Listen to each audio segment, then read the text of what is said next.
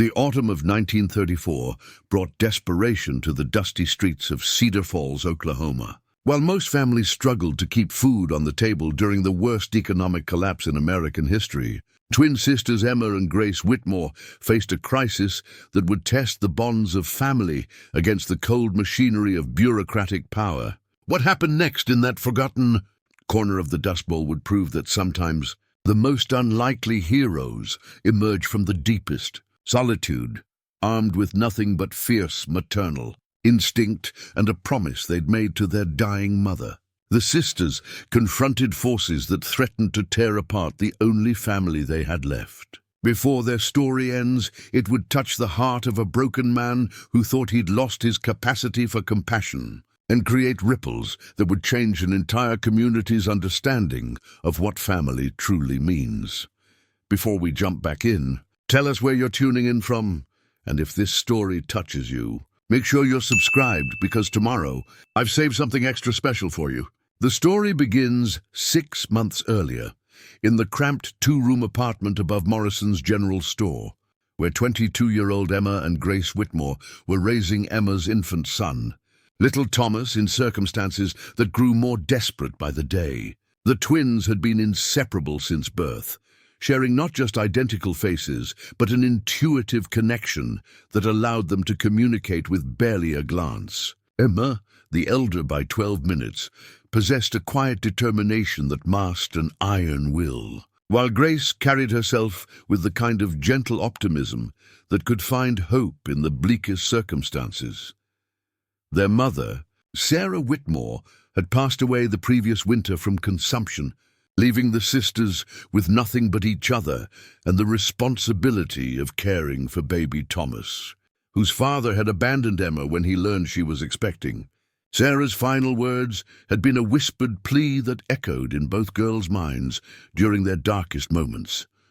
"Promise me you'll never let them separate you. Family is all we have in this world, and you girls are stronger together than apart."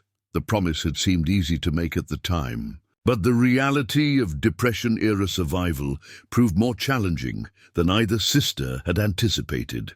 Emma worked double shifts at the local textile mill when orders came in, which was increasingly rare as businesses shuttered throughout the region. Grace took in washing and mending, her nimble fingers working late into the night by kerosene lamplight to earn the few coins that kept them from complete destitution.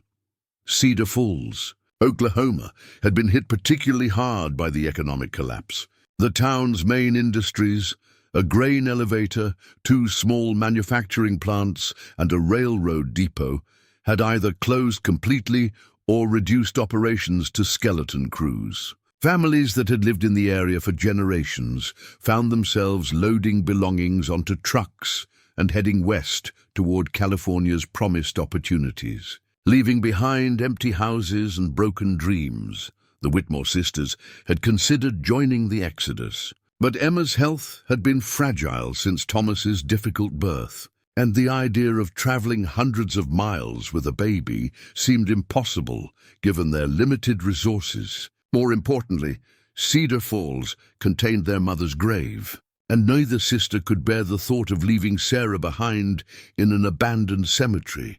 Their apartment reflected their circumstances, furnished with cast-offs and hand-me-downs, heated by a wood-burning stove that consumed their meager fuel budget, and decorated with only a few family photographs and Emma's sketches of baby Thomas. Despite the poverty, both sisters worked tirelessly to create a warm, loving environment for the child who had become the center of their universe. Thomas was a healthy, cheerful baby who seemed oblivious to the struggles surrounding him. His bright blue eyes and infectious smile brought joy to the sisters even during their most difficult days, and his presence gave their sacrifices meaning and purpose. Emma would spend hours singing to him, while Grace prepared meals from whatever ingredients they could afford, creating a routine that provided stability amid the chaos of economic uncertainty. The first sign of trouble came on a cold March morning when Mrs. Adelaide Carpenter, the county welfare supervisor, appeared at their door with a clipboard and an expression of professional concern. Mrs. Carpenter was a stern woman in her 50s who had built her career on enforcing regulations. With meticulous attention to detail, she wore dark, practical clothing that seemed designed to discourage familiarity and spoke in clipped phrases that conveyed authority rather than compassion. "I'm here to conduct a routine inspection of living conditions," she announced, pushing past Emma into the small apartment. "We've received reports about the welfare of a minor child residing at this address." Emma and Grace exchanged worried glances as Mrs. Carpenter methodically examined their living space, taking notes about everything, from the condition of the walls to the contents of their nearly empty pantry. The welfare supervisor paid particular attention to the makeshift crib Emma had constructed from wooden crates and old blankets, noting the absence of store-bought baby furniture with obvious disapproval. "Miss Whitmore," Mrs. Carpenter addressed Emma with formal coldness, "I need to ask you some questions about your employment status, income sources, and childcare arrangements. The county has established minimum standards for child welfare, and it's my responsibility to ensure those standards are being met." The interview that followed revealed the precarious nature of the sisters' situation. Emma's millwork was irregular and poorly paid, providing barely enough income to cover rent and basic necessities. Grace's washing and mending brought in supplemental funds, but nothing that could be considered reliable employment. Their combined monthly income fell well below the poverty thresholds established by county welfare guidelines. Mrs. Carpenter's questions grew more pointed as she explored their family history, medical records, and future plans. She showed particular interest in the absence of Thomas's father and Emma's unmarried status, making notes that seemed to carry moral judgment rather than simple documentation. The welfare supervisor also questioned their ability to provide proper childcare while both sisters worked, noting that leaving a baby in Grace's care while Emma went to the mill violated county regulations about unsupervised minors. "I'm required to file a report about these findings," Mrs. Carpenter concluded, closing her clipboard with finality. "The county will review your case and determine what actions, if any, need to be taken to ensure this child's welfare. You should expect further contact within the next few weeks." After the welfare supervisor left, Emma and Grace sat in stunned silence, holding baby Thomas between them while trying to process the implications of what they'd just experienced. Both sisters understood that their simple life of mutual support and shared responsibility had been scrutinized by bureaucratic standards that seemed designed to separate families rather than strengthen them. The weeks following Mrs. Carpenter's visit brought increasing anxiety as the sisters waited for official word about their case. Emma began working longer hours when mill shifts were available, desperately trying to increase their income to meet county standards. Grace took on additional washing contracts, often working until her hands were raw and bleeding from harsh soap and cold water. Their efforts to improve their circumstances were hampered by the broader economic conditions affecting the entire region. The Dust Bowl had made farming increasingly difficult, reducing demand for agricultural equipment manufactured at the local plants. Railroad traffic through Cedar Falls had declined as freight volumes dropped throughout the Southwest. Even families with steady employment were struggling to make ends meet, creating intense competition for the few available jobs. During this period of uncertainty, the sisters drew strength from their shared commitment to Thomas and each other. They established routines that maximized their limited resources while ensuring the baby received constant attention and care. Emma would wake before dawn to prepare meals and tend to Thomas before heading to the mill, while Grace organized her washing schedule around the child's feeding times. Their bond deepened as they faced adversity together, each sister instinctively compensating for the other's weaknesses and amplifying their shared strengths. When Emma returned from particularly difficult mill shifts, exhausted and discouraged, Grace would have dinner prepared and Thomas bathed and ready for bed. When Grace's hands became too sore to continue her washing work, Emma would take over the mending tasks that required more delicate handling. The community of Cedar Falls had watched the sisters' struggles with a mixture of sympathy and helplessness. Neighbors occasionally offered assistance in the form of hand-me-down clothing for Thomas or surplus vegetables from small gardens, but most families were dealing with their own survival challenges. The local churches tried to provide support through food programs and clothing drives, but resources were stretched thin across many needy families. Dr. James Morrison, who operated a small medical practice above his family's general store, had delivered Thomas and continued to provide health care for the sisters despite their inability to pay full fees. Dr. Morrison was a compassionate man in his 60s who had served the Cedar Falls community for over 30 years, treating patients regardless of their economic circumstances during these difficult times.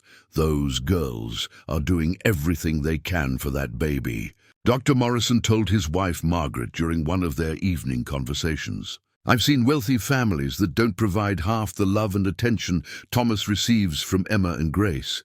If the county takes that child away, it'll be a tragedy for everyone involved. Margaret Morrison, who managed the general store and served as an unofficial community leader, had been quietly organizing support for the Whitmore sisters among other local women. She understood that bureaucratic decisions about child welfare often failed to account for the intangible benefits of family, bonds and community connections that couldn't be measured in dollars and cents. The official letter arrived on a Thursday morning in early May, delivered by a postal worker who seemed embarrassed to be carrying such obviously unwelcome news. Emma's hands trembled as she opened the county envelope while Grace held Thomas, both sisters bracing themselves for whatever verdict awaited them. The letter was written in formal bureaucratic language that made its devastating message sound almost reasonable. The county had determined that current living conditions were inadequate for proper child development and that the sisters' unstable employment situation created unacceptable risks for Thomas's welfare. Emma was given 30 days to demonstrate substantial improvement in income and housing conditions, or the county would initiate proceedings to place Thomas in more suitable care arrangements. The euphemistic language couldn't disguise the letter's true meaning. Unless the sisters could somehow transform their economic circumstances within a month, they would lose Thomas forever. The county's preferred solution was placement with a suitable family that could provide the material advantages the sisters couldn't afford, regardless of the emotional trauma such separation would cause. Emma read the letter aloud, while Grace listened with growing horror, both sisters understanding that they faced an impossible deadline, even if they could find better-paying work immediately, which seemed unlikely given local economic conditions. They lacked the resources to secure improved housing or accumulate the savings the county apparently expected. That evening, as they sat beside Thomas's crib, watching him sleep peacefully, the sisters made a pact that would define everything that followed. They would not allow bureaucratic convenience to destroy their family. Whatever it took, whatever sacrifices were required, they would find a way to keep Thomas with them where he belonged. "Mama made us promise to stay together," Emma whispered, her voice breaking with emotion. "We're all he has and he's all we have. There has to be a way." Grace nodded, her own tears falling silently as she reached across the crib to grasp her sister's hand. "We'll figure something out," she said with fierce determination. "We have to." Neither sister could have imagined that their desperate search for solutions would soon bring them into contact with a man whose own tragic losses had left him isolated from human connection. Living alone on a remote ranch, where he'd convinced himself that solitude was preferable to the pain of caring about others. The meeting that would change all their lives was still weeks away. But the foundation for that encounter was being laid with every decision the sisters made to fight for their family. The story of Emma and Grace Whitmore was about to intersect with that of Jacob Harrison, a man who thought he'd learned to live without hope. in ways that would transform not just their individual circumstances, but their entire understanding of what family could mean when strangers chose to become more than neighbors. Preparing and narrating this story took us a lot of time. So if you are enjoying it, subscribe to our channel. It means a lot to us. Now back to the story. The morning after receiving the county's ultimatum, Emma Whitmore stood at the window of their cramped apartment, watching the sun rise over Cedar Falls while baby Thomas slept peacefully in her arms. The 30-day deadline felt like a death sentence, but somewhere beneath her fear, a fierce determination was taking root. She had spent the sleepless night formulating plans that ranged from desperate to impossible, each one discarded as quickly as it formed. Grace stirred in the narrow bed they shared, immediately alert with the hyper-awareness that had become second nature since Thomas's birth. "Any ideas?" Grace whispered, careful not to wake the baby. Emma turned from the window, her face set with a resolve that surprised them both. "We're going to fight this," she said quietly. "Every legal option, every appeal, every connection we can make. They want to judge us by county standards? Then we'll exceed those standards, whatever it takes." The sisters spent that morning creating what Grace dubbed their battle plan. They would divide responsibilities according to their strengths. Emma would focus on finding higher-paying work and exploring legal options, while Grace would tackle their housing situation and build community support. Neither task seemed remotely achievable given their circumstances, but the alternative was unthinkable.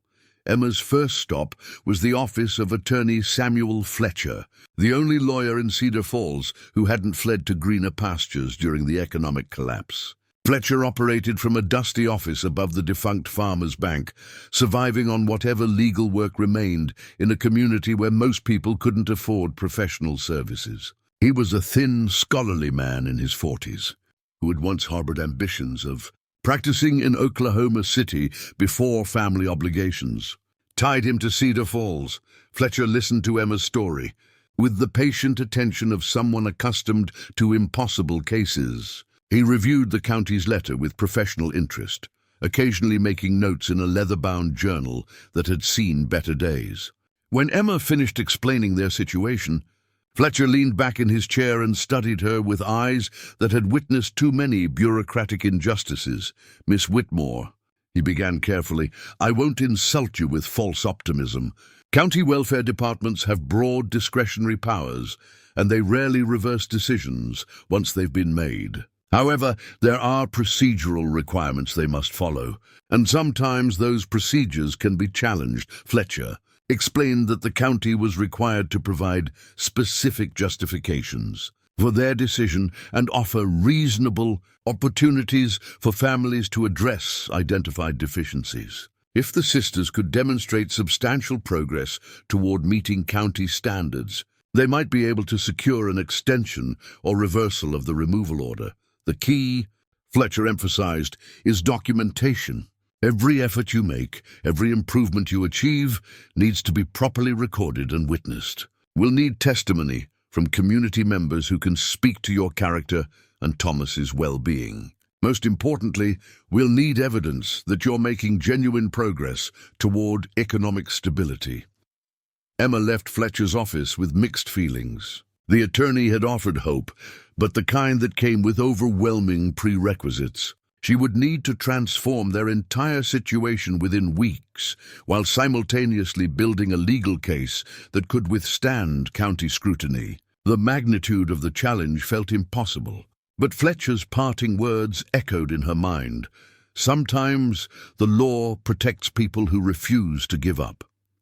Meanwhile, Grace was pursuing a different strategy. She had learned through her washing customers that several families in the area were struggling with similar issues, and she suspected that community support might prove more powerful than legal arguments. Her first visit was to Margaret Morrison at the general store, who had quietly helped the sisters during their most difficult months. Margaret listened to Grace's explanation with growing indignation. As someone who had raised 6 children during various economic hardships, She understood the difference between poverty and neglect. She had observed the Whitmore sisters' devotion to Thomas and considered the county's intervention an example of bureaucratic overreach that threatened community values. Those county officials don't know this community or these families, Margaret declared. They see numbers on forms instead of real people. Well, we'll show them some numbers they haven't considered. Margaret immediately began organizing what she called a character campaign among local women. She contacted church groups, civic organizations, and informal networks of mothers and grandmothers who had watched the sisters struggle with sympathy and respect. Her goal was to generate letters of support that would demonstrate community confidence in the sisters' parenting abilities. The response exceeded Grace's hopes. Within days, women throughout Cedar Falls were writing testimonials about the sisters' character, their devotion to Thomas, and their positive influence on the community. Dr. Morrison contributed a detailed medical report documenting Thomas's excellent health and development under the sisters' care. Even families facing their own hardships took time to express support for the Whitmore's situation. Pastor Jonathan Wright of Cedar Falls Methodist Church offered to coordinate additional support through his congregation. Pastor Wright was a practical man who believed that faith required action, and he had watched too many families destroyed by circumstances beyond their control. He proposed establishing a temporary assistance fund that could help the sisters improve their immediate circumstances while they worked toward long-term solutions. The Lord helps those who help themselves, Pastor Wright told Grace, but sometimes people need a little earthly assistance to get started. We'll provide what we can, and you girls provide the determination to succeed. The assistance fund generated modest but meaningful contributions from church members and community supporters. The money wouldn't solve their fundamental problems, but it could address some of the county's specific concerns about housing conditions and basic necessities. More importantly, it demonstrated that the sisters weren't facing their crisis alone. Emma's employment search initially seemed hopeless. The textile mill was operating on reduced schedules with no prospects for expansion. Other local businesses were cutting staff rather than hiring. The few available positions paid wages that wouldn't meet county income requirements. Even if Emma could secure them immediately, her breakthrough came from an unexpected source. Mrs. Elizabeth Caldwell, who owned a large ranch 15 miles outside Cedar Falls, had heard about the sisters' situation through Margaret. Morrison's networking efforts, Mrs. Caldwell, was a widow in her 60s who had successfully managed her late husband's cattle operation despite skepticism from male ranchers in the area. Mrs. Caldwell visited Emma at the apartment one evening, arriving in a dusty pickup truck that announced her practical approach to life. She was a sturdy woman with intelligent eyes and calloused hands who had learned to judge people by their actions rather than their circumstances. "I understand you're a hard worker who needs steady employment," Mrs. Caldwell said without preamble. "I need reliable help managing ranch accounts, correspondence, and supply coordination. The pay is better than mill work, and there's a small house on the property that comes with the position. Would you and your sister be interested?" Emma's heart raced as she processed the offer. Steady employment with better pay could address the county's income concerns. A house would solve their housing problems. The rural location might provide the kind of stable environment that county officials preferred for child rearing. "There's one condition," Mrs. Caldwell continued. "I need someone who'll stay at least 2 years. I'm tired of training help only to have them leave for supposedly better opportunities. This isn't charity. It's a business arrangement that benefits both of us." Emma accepted immediately, understanding that Mrs. Caldwell's offer represented far more than employment. It was a chance to build the kind of stable life that would satisfy county requirements while keeping their family together. The 2-year commitment seemed like a small price to pay for Thomas's future. The sisters began preparations for their move with energy that surprised even themselves. Grace organized their few belongings, while Emma completed arrangements with Mrs. Caldwell, Attorney Fletcher helped draft documentation that would demonstrate their improved circumstances to county officials. However, their optimism was tempered by a disturbing development. Mrs. Adelaide Carpenter returned for another inspection, this time accompanied by a social worker, who seemed more interested in building a case for removal than evaluating their progress. The social worker, Miss Patricia Reynolds, was a young woman fresh from college who approached the situation with textbook theories that had little connection to real-world circumstances. Miss Reynolds questioned the sisters extensively about their future plans, expressing skepticism about their ranch employment opportunity. She seemed to view their community support as evidence of charity dependence rather than social integration.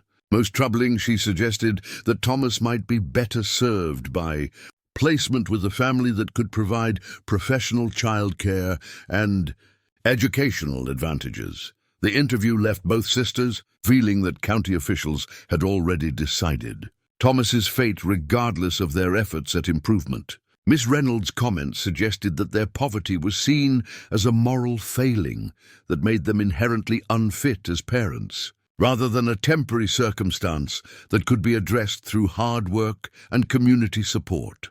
That evening, as they packed their belongings for the move to Mrs. Caldwell's ranch, the sisters faced a sobering realization. Their efforts at legal compliance might not be enough if county officials were determined to remove Thomas. They needed something more than procedural victories. They needed allies with influence who could challenge the system's fundamental assumptions about their family. The answer came from an unexpected conversation with Dr. Morrison, who had been following their situation with growing concern. During a routine checkup for Thomas, the doctor shared his own frustrations with county welfare policies that seemed designed to separate families rather than strengthen them. "There's someone you should meet," Dr. Morrison said thoughtfully. "Jacob Harrison owns the largest ranch in this area, and he's had his own dealings with county officials over various issues. More importantly, he's not afraid to challenge authority when he thinks they're wrong." Dr. Morrison explained that Jacob Harrison was something of a local legend, a successful rancher who had built his operation from nothing through sheer determination and business acumen. Harrison was known for his independence, his refusal to tolerate injustice, and his willingness to help others who were fighting bureaucratic battles. "The man keeps to himself mostly," Dr. Morrison continued, "but when he decides to get involved in something, he has the resources and reputation to make a difference. If he thought your situation was unfair, he might be willing to help." Grace asked the obvious question: why would a successful rancher care about our problems? Dr. Morrison paused, choosing his words carefully. "Jacob Harrison has his own reasons for understanding what it means to lose family. I can't speak for him, but I think he might see your fight as worth supporting." The suggestion intrigued both sisters, though they wondered how they might approach someone of Harrison's stature. Their answer came the following day, when Mrs. Caldwell mentioned that her ranch shared a boundary with Harrison's property, and that she occasionally did business with him. "Jacob's a fair man," Mrs. Caldwell told Emma, "but he doesn't suffer fools gladly. If you think he might help your situation, I could arrange an introduction. Just remember that he values straight talk over sentimentality." Emma and Grace discussed this opportunity during their final night in the apartment. Meeting Jacob Harrison represented a significant risk. If he rejected their appeal, they would have exhausted their most promising avenue for influential support. However, their conventional efforts at compliance seemed insufficient to overcome the county's apparent determination to remove Thomas. "We have nothing to lose," Emma concluded. "If he won't help, we're no worse off than we are now. If he will help, it might make all the difference." The next morning, the sisters loaded their possessions into Mrs. Caldwell's truck and left Cedar Falls behind, carrying with them the hope that their new circumstances would prove sufficient to keep their family together. Thomas seemed to enjoy the drive, gurgling happily at the changing scenery, while remaining blissfully unaware of the battle being fought for his future. As they approached Mrs. Caldwell's ranch, Grace pointed to a distant property line marked by well-maintained fencing and thriving cattle. "That's Harrison's place," Mrs. Caldwell confirmed. "One of the most successful operations in Oklahoma. The man knows how to build something that lasts." Neither sister could have predicted that their upcoming meeting with Jacob Harrison would reveal a man whose own tragic losses had left him convinced that caring about others only led to pain. Their request for help would force him to confront the isolation he had chosen and decide whether their cause was worth risking the emotional wounds that had driven him to live alone with nothing but memories and regrets. The stage was set for a confrontation between the sisters' determination to preserve their family and Harrison's commitment to protecting himself from any connection that might recreate the devastating losses that had shaped his solitary existence. The outcome would determine not just Thomas's future, but whether 3 broken lives could be rebuilt into something stronger than any of them had imagined possible. The Caldwell Ranch stretched across 3,000 acres of rolling Oklahoma prairie, dotted with sturdy Hereford cattle and crossed by clear streams that had sustained the land through decades of drought and prosperity. Emma and Grace arrived at their new home on a Wednesday morning in late May, when the spring grass was thick and green, offering hope that their circumstances were finally changing for the better. The small house Mrs. Caldwell had provided sat a quarter-mile from the main ranch buildings, surrounded by cottonwood trees that provided shade and privacy. The house itself was a modest 2-bedroom structure with running water, electricity, and a telephone connection to the main ranch office. After months of living in their cramped apartment above the general store, the sisters felt overwhelmed by the luxury of separate rooms and modern conveniences. Grace immediately began planning how to create a proper nursery for Thomas, while Emma focused on understanding her new responsibilities as Mrs. Caldwell's administrative assistant. Elizabeth Caldwell proved to be a demanding but fair employer who had built her operation through meticulous attention to detail and unwavering standards of excellence. She had inherited the ranch from her husband 15 years earlier, at a time when most people expected her to sell the property and retire to town. Instead, she had expanded the operation, modernized the facilities, and earned the respect of neighboring ranchers who had initially doubted her capabilities. "I don't believe in charity," Mrs. Caldwell told Emma during their first working session in the ranch office. "I believe in opportunity earned through competence. You'll handle correspondence with buyers, suppliers, and government agencies. You'll maintain financial records and prepare reports for tax purposes. Most importantly, you'll learn enough about ranch operations to serve as my representative when I'm not available." The work was complex and demanding, requiring Emma to quickly master accounting principles, livestock terminology, and agricultural regulations she had never encountered.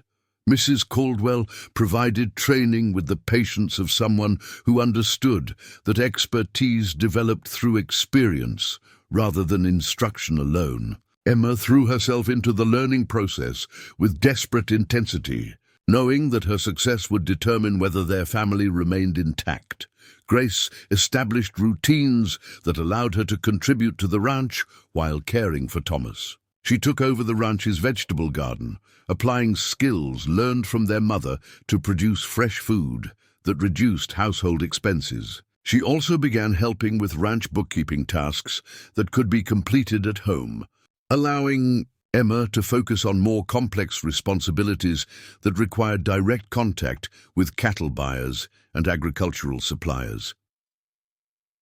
The sisters' new circumstances seemed to address every concern raised by county officials. Their income had doubled, their housing conditions exceeded county standards, and Thomas was thriving in an environment that provided both security and stimulation. Emma documented their progress carefully, preparing evidence that would demonstrate their substantial compliance with welfare requirements.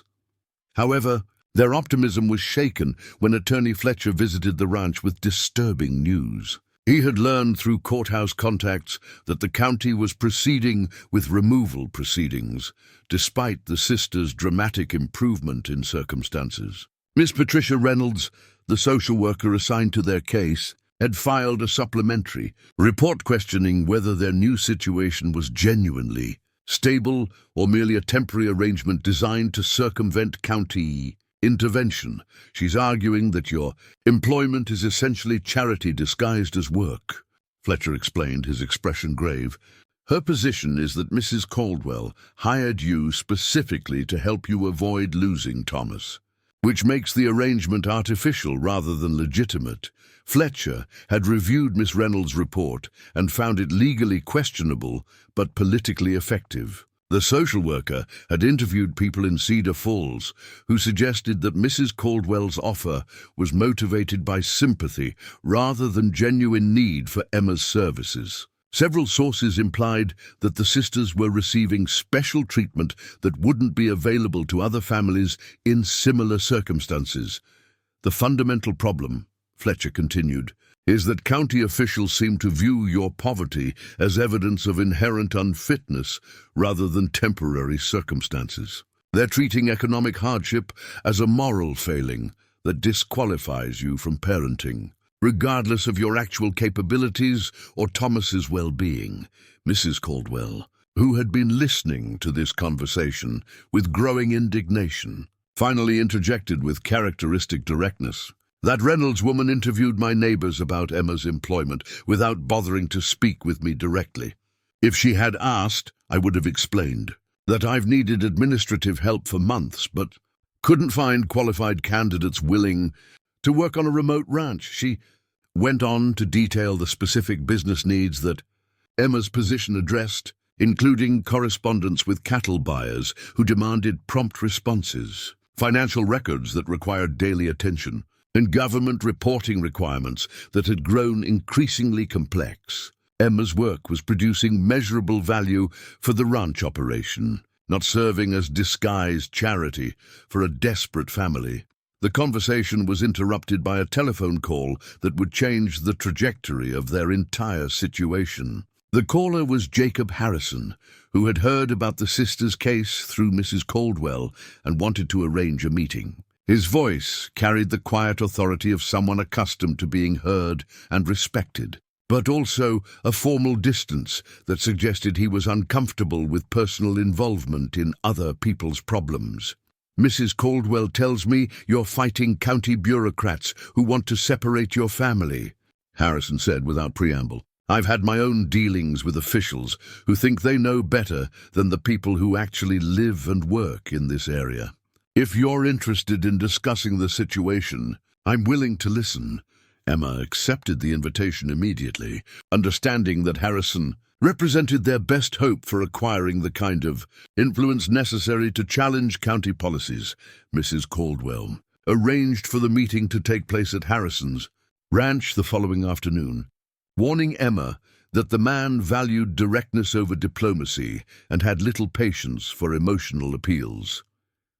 Jacob Harrison lost his own family in circumstances that weren't his fault, Mrs. Caldwell explained carefully.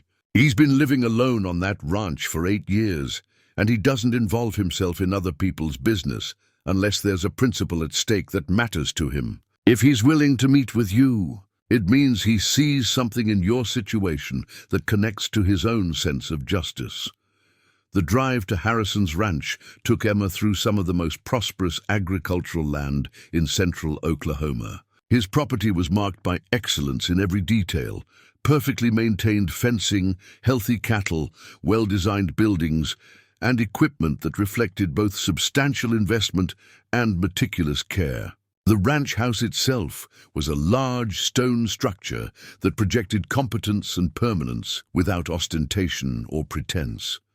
Jacob Harrison met Emma on the front porch of his house, and her first impression was of a man who had deliberately reduced himself to essentials. He was tall and lean, with graying hair and weathered features that spoke of decades spent working outdoors. His clothes were practical and well-maintained, and his manner conveyed the self-contained confidence of someone who had built something substantial through his own efforts. "Miss Whitmore," he said, offering a handshake that was firm but brief. "I appreciate you making the drive out here. Mrs. Caldwell says you're dealing with county officials who think they can decide what's best for your family better than you." Ken Harrison led her into a sitting room that was comfortable but Spartan, furnished with quality pieces that showed little evidence of feminine influence or personal decoration. The walls held photographs of prize-winning cattle and certificates recognizing various agricultural achievements, but nothing that revealed information about his personal life or family background. Emma explained their situation with the systematic thoroughness she had learned from dealing with Attorney Fletcher and county officials. She described their efforts to improve their circumstances, the community support they had received, and the county's apparent determination to remove Thomas regardless of their progress. Harrison listened without interruption, occasionally asking questions that revealed his understanding of both legal procedures and bureaucratic motivations.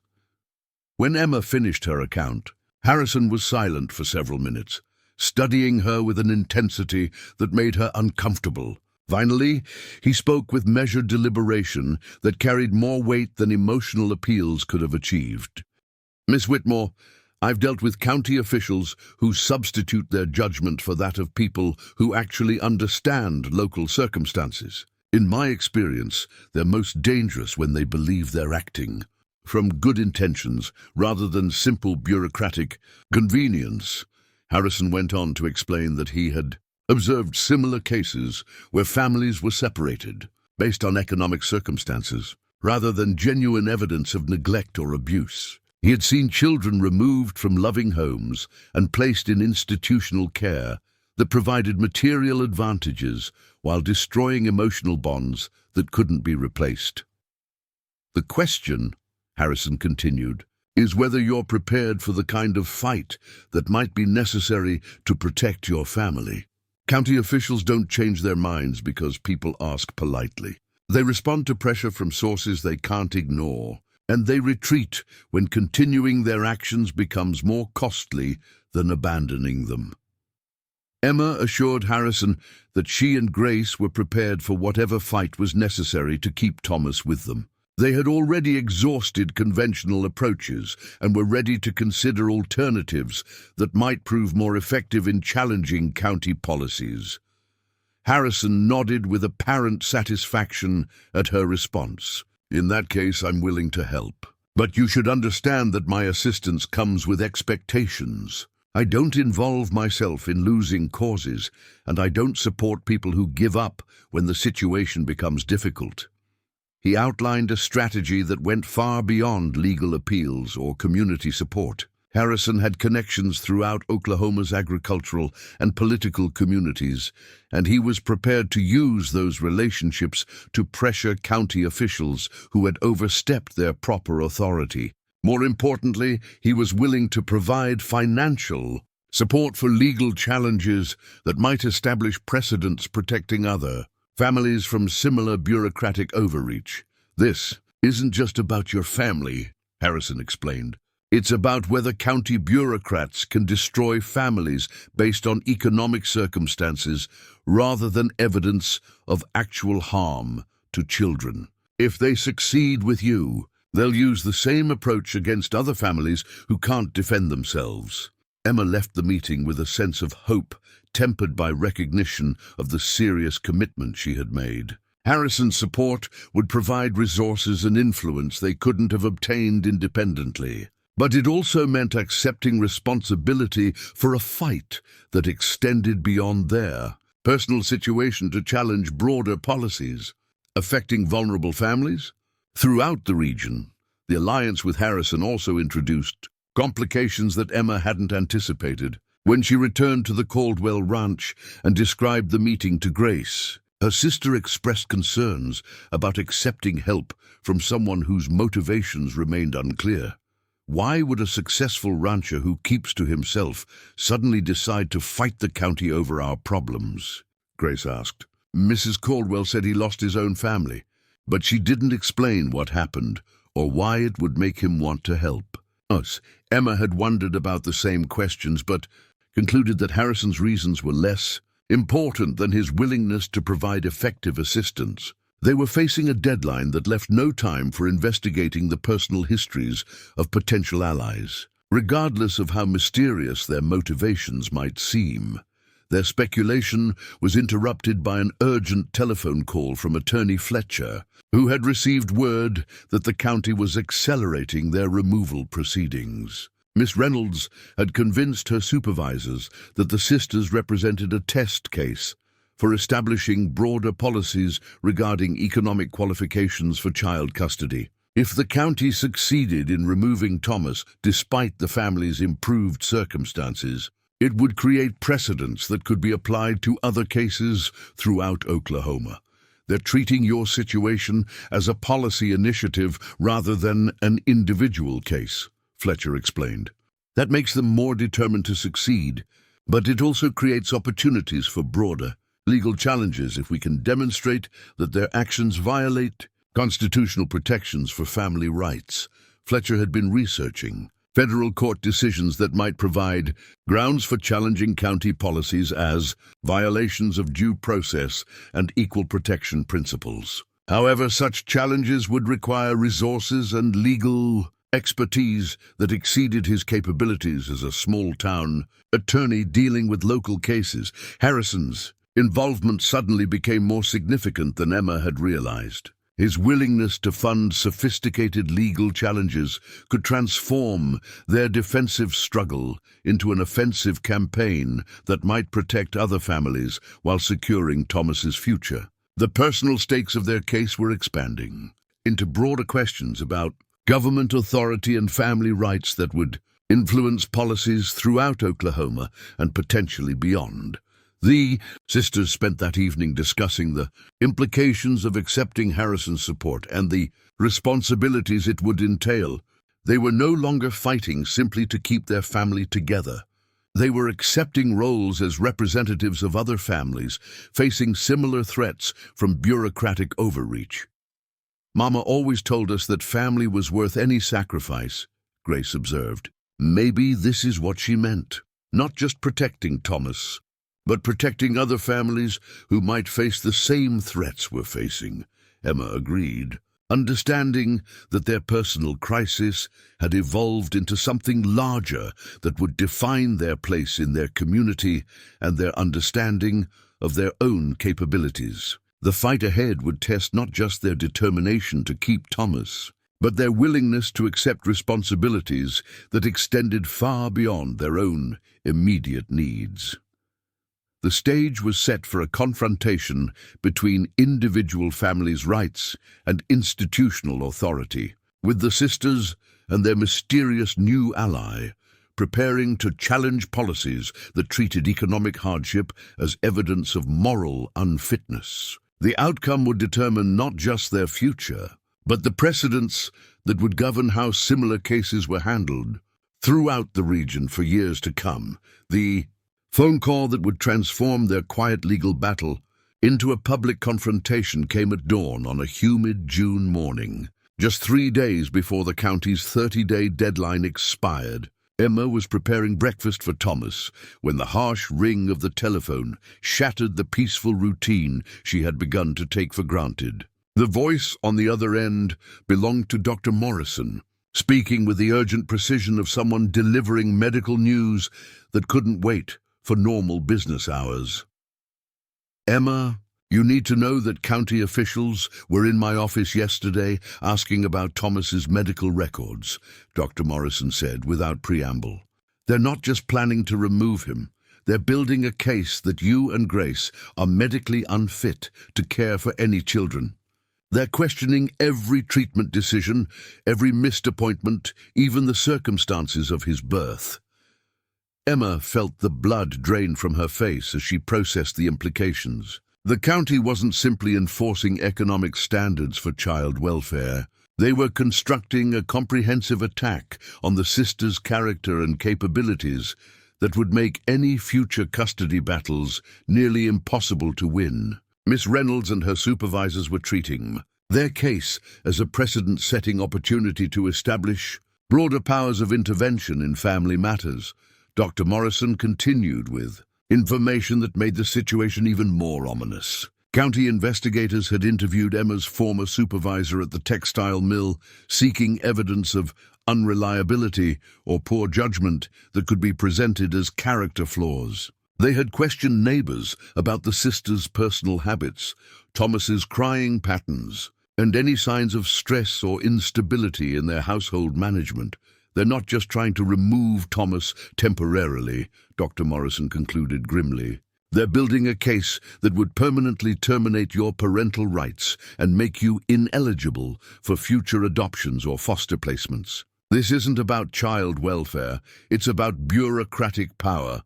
After ending the call, Emma sat in stunned silence while Thomas played contentedly with wooden blocks Grace had carved for him. The baby's innocent happiness contrasted sharply with the legal machinery grinding toward their family's destruction, creating a surreal disconnect between their daily reality and the official narrative being constructed about their unfitness as parents.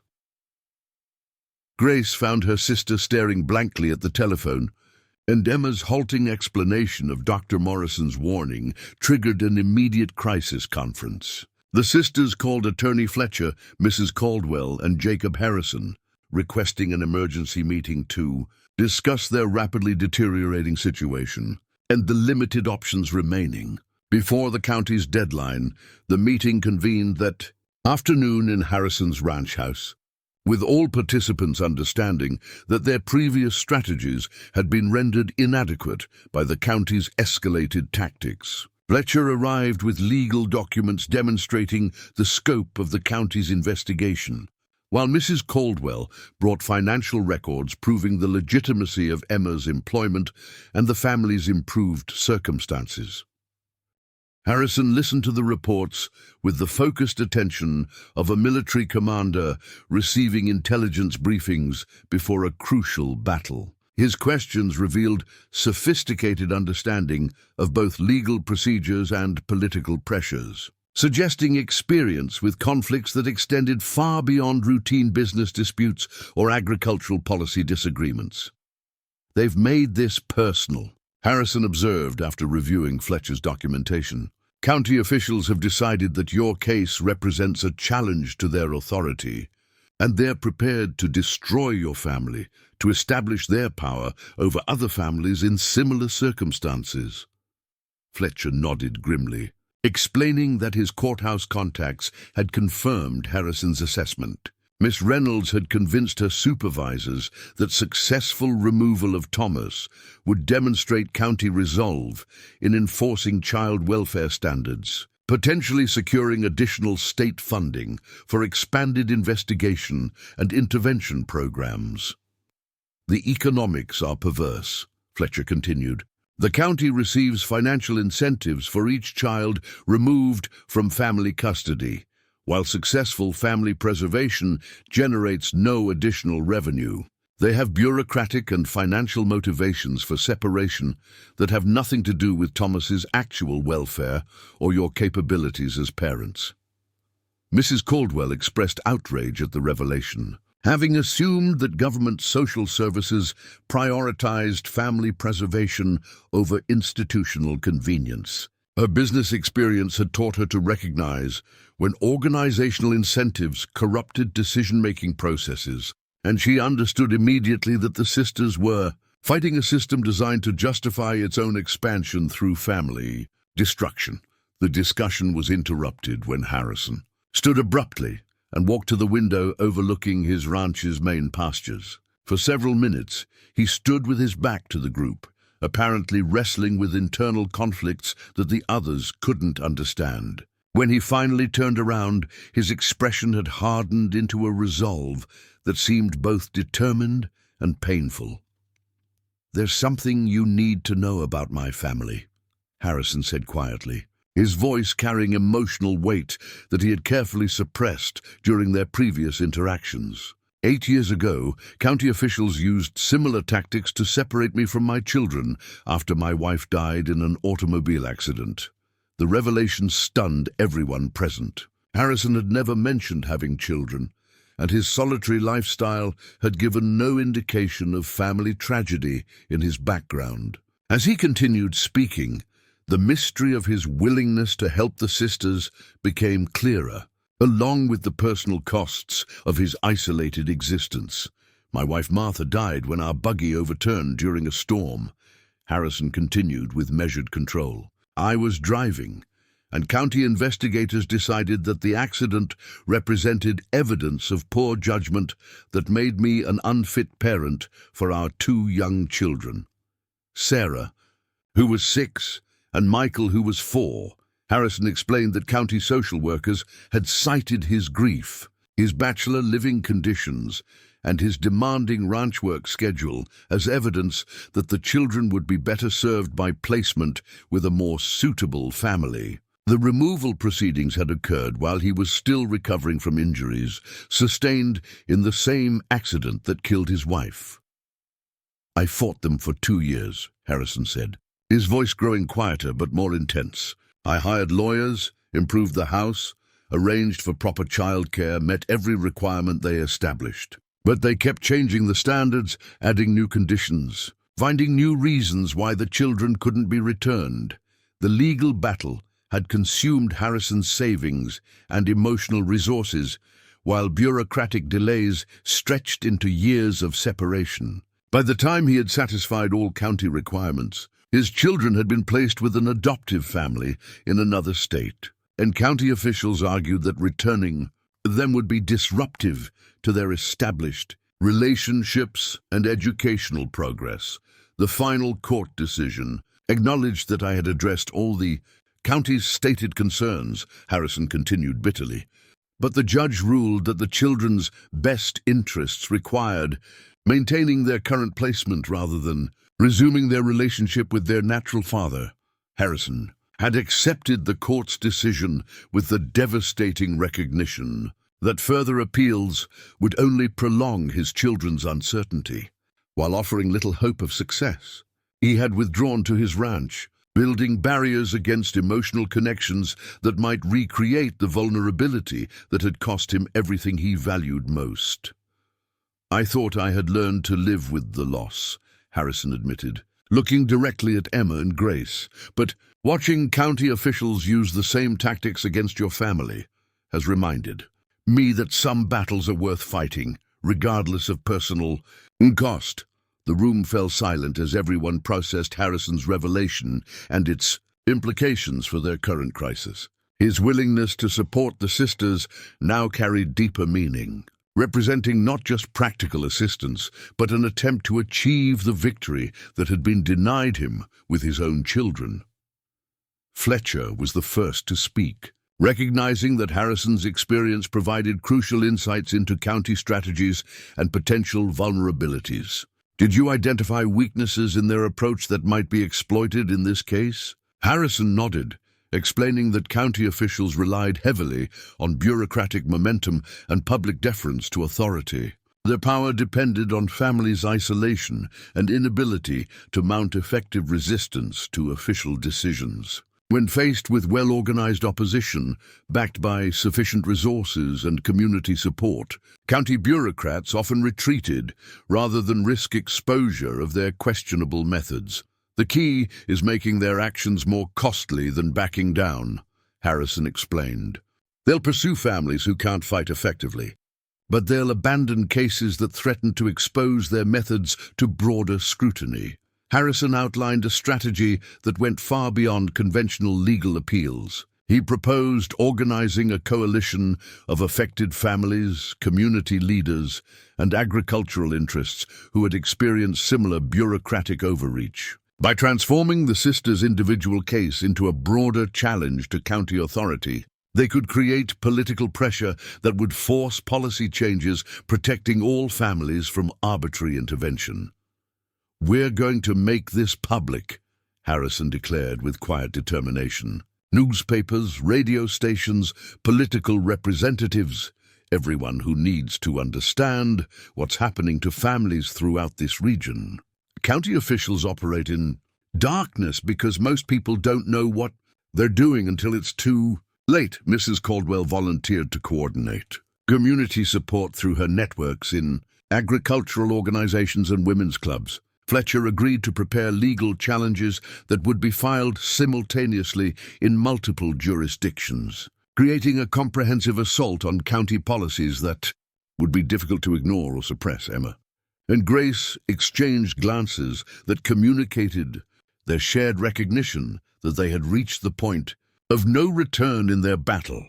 Accepting Harrison's strategy meant abandoning any hope of quiet resolution and committing themselves to a public fight that would expose their private struggles to community scrutiny. "We understand the risks," Emma said finally, "but we also understand that backing down now means losing Thomas forever and allowing other families to face the same threats we're facing."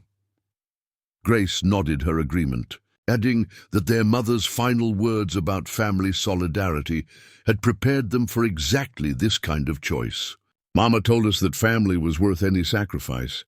If fighting publicly is what it takes to protect Thomas and help other families, then that's what we have to do." Harrison's expression softened slightly at their commitment, and for the first time since they had met him, the sisters glimpsed the man he had been before tragedy and loss had driven him into emotional isolation. "In that case, we begin immediately. Fletcher will file the legal challenges tomorrow morning. Mrs. Caldwell will start organizing community support. I'll contact newspaper editors and political representatives who need to understand what's happening." The meeting concluded with specific assignments and deadlines that would launch their campaign within hours. Each participant understood that they were crossing a threshold that would make retreat impossible, committing themselves to a battle that would determine not just Thomas's future, but the precedents governing family rights throughout Oklahoma. As the others departed, Harrison asked Emma to remain for a private conversation that would reveal the full extent of his commitment to their cause. Walking with her to the porch where they could speak without being overheard, he outlined resources and connections that he hadn't mentioned during the group discussion. "I've been building toward this fight for 8 years, Harrison admitted. Learning about county policies, documenting their methods, establishing relationships with people who could provide support when the right case presented itself. Your family represents the opportunity I've been waiting for." Harrison explained that he had quietly assisted other families facing similar crises, providing financial support for legal challenges and helping them relocate to areas where county policies were less aggressive. However, none of those cases had offered the combination of sympathetic circumstances, community support, and legal grounds necessary for a comprehensive challenge to bureaucratic authority. "Your situation is different," Harrison continued. "You've demonstrated genuine commitment to improvement. You have documented community support, and the county's methods in your case are so obviously unjust that public exposure will generate the outrage necessary for policy changes." Emma realized that Harrison had been preparing for this battle long before they met, using his resources and connections to build a network capable of challenging county policies when the right opportunity arose. Their family's crisis had become the focal point for years of planning and preparation aimed at protecting other families from similar bureaucratic abuse. "There's one more thing you should know," Harrison added with characteristic directness. "This fight will be expensive, time-consuming, and emotionally demanding. County officials will respond with everything they have, including personal attacks and attempts to discredit everyone involved. Are you prepared for that kind of battle?" Emma met his gaze steadily, understanding that her answer would determine not just their strategy, but Harrison's level of commitment to their cause. "Mr. Harrison, we've already lost everything except Thomas and each other. They can't take anything from us that we haven't already risked for his sake." Harrison nodded with apparent satisfaction. "In that case, Miss Whitmore, I think we're going to win." As Emma drove back to the Caldwell Ranch that evening, she reflected on the dramatic transformation of their situation within a single day. They had entered the morning as a desperate family facing bureaucratic persecution. They were ending it as leaders of a coalition challenging systematic abuse of government authority. The personal had become political, and their private struggle had evolved into a public crusade, with implications extending far beyond their individual circumstances. Thomas slept peacefully in his crib that night, unaware that his future now depended on a battle that would test every alliance they had built and every principle they held dear. The quiet life the sisters had hoped to build at the Caldwell Ranch was about to be replaced by a very public fight that would determine whether families could protect themselves from bureaucratic power or would remain vulnerable to official decisions made for political and financial rather than humanitarian reasons. The first shot in their public war came at 7 o'clock. On Thursday morning, when the Tulsa Tribune published a front-page expose titled, "County Officials Target Poor Families for Child Removal," the article, written by investigative reporter David Kellerman, detailed the Whitmore case alongside 3 other instances where families had lost children despite evidence of adequate care and genuine love. Kellerman had spent weeks documenting the financial incentives driving county removal policies, revealing a system that profited from family destruction while claiming to protect child welfare. Emma first learned about the article when Mrs. Caldwell burst into the ranch kitchen, waving a copy of the newspaper with excitement and apprehension. The story featured a photograph of Emma holding Thomas outside their small house, accompanied by quotes from Harrison, Dr. Morrison, and several other community members defending the family's character and capabilities. The article presented their case as emblematic of broader problems with county welfare policies throughout Oklahoma. "This changes everything," Mrs. Caldwell declared, though her expression suggested uncertainty about whether the change would prove beneficial or catastrophic. "By noon, everyone in the state will know about your situation. That could generate support, but it's also going to make county officials desperate to prove they were right all along." Mrs. Caldwell's prediction proved accurate within hours. The ranch telephone rang constantly as newspaper reporters, radio stations, and curious citizens sought additional information about the case. Many callers expressed support and outrage at county tactics, but others questioned the sisters' worthiness for such public advocacy, suggesting that unmarried mothers should accept government decisions about their children's welfare rather than challenging official authority. The county's response came swiftly and with devastating effectiveness. Miss Patricia Reynolds arrived at the ranch at 2 o'clock that afternoon, accompanied by sheriff's deputies and armed with emergency removal orders that had been expedited through cooperative judicial channels. She carried documentation declaring Thomas to be in immediate danger due to his placement in a politically volatile environment that threatened his emotional stability and development. This public spectacle demonstrates exactly the kind of poor judgment that makes these women unfit parents, Miss Reynolds announced to the assembled group, speaking loudly enough to be heard by reporters who had gathered outside the property. "Children require stability and quiet care, not exposure to media circuses created by irresponsible adults seeking public sympathy." Emma clutched Thomas protectively while Grace positioned herself between her sister and the county officials. But both women understood that physical resistance would only provide additional justification for the removal. Sheriff's deputies stood ready to enforce the court order, and any attempt to prevent them from taking Thomas would result in criminal charges that would permanently destroy their custody claims. Attorney Fletcher attempted to intervene with procedural objections, arguing that the emergency removal had been obtained without proper notice or opportunity for response. However, Miss Reynolds produced documentation showing that the county had followed expedited procedures designed for cases involving immediate threats to child safety, making Fletcher's protests legally irrelevant despite their moral validity. "You have 10 minutes to gather the child's belongings," Miss Reynolds informed Emma with bureaucratic coldness. "He'll be placed in temporary foster care while the county completes its evaluation process." Visitation schedules will be determined based on his adjustment to placement and your cooperation with ongoing investigations.